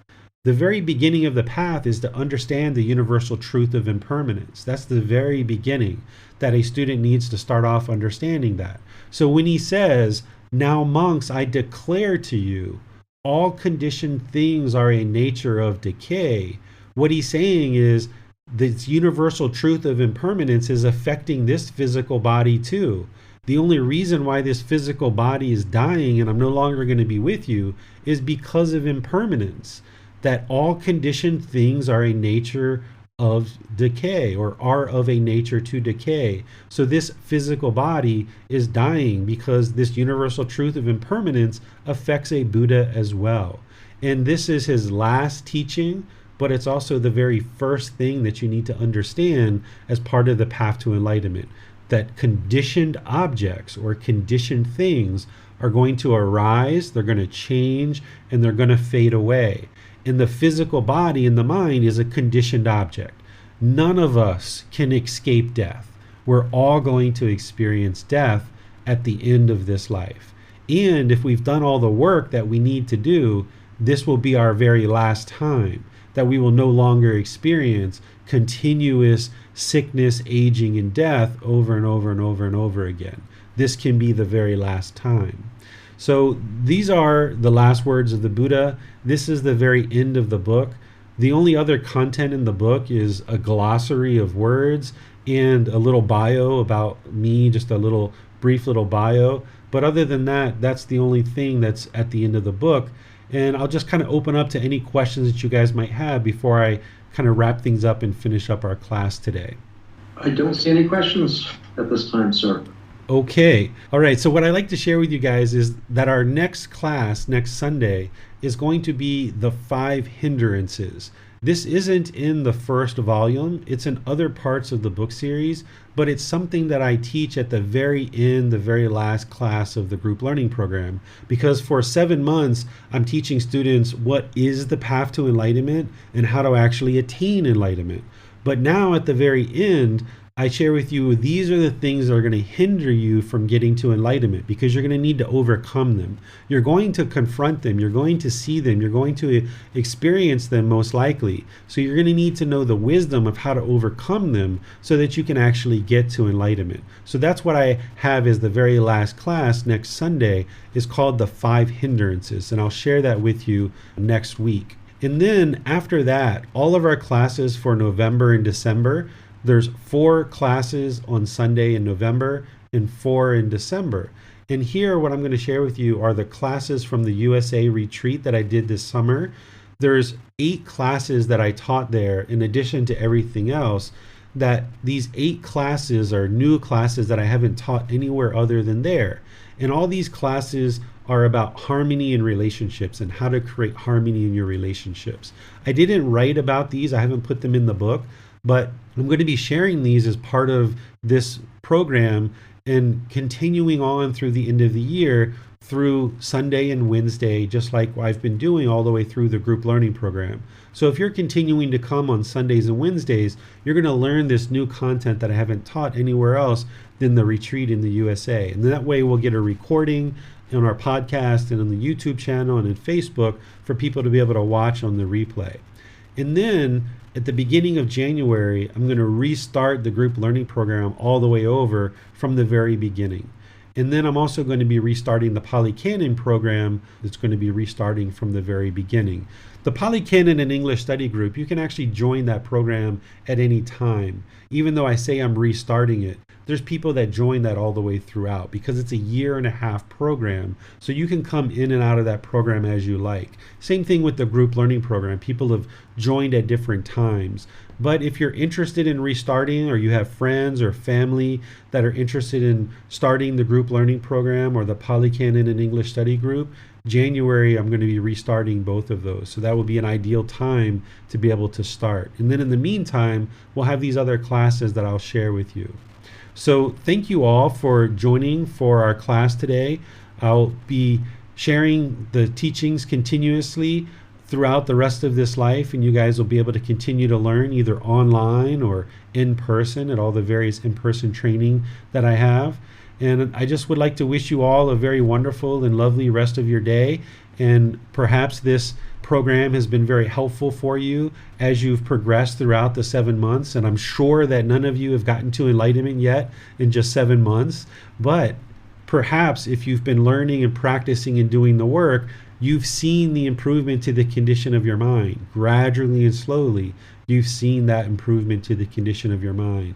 And if you're not seeing that, then there's something that you aren't understanding, that you need to seek guidance on. You need to reach out and get help. And you can do that through the Facebook group, through asking questions in these classes, through sending a private message, or through scheduling personal guidance. So I'm more than motivated and willing to support you on this path as you choose to reach out and seek guidance. So have a very wonderful and lovely rest of your day. We'll see you in a future class.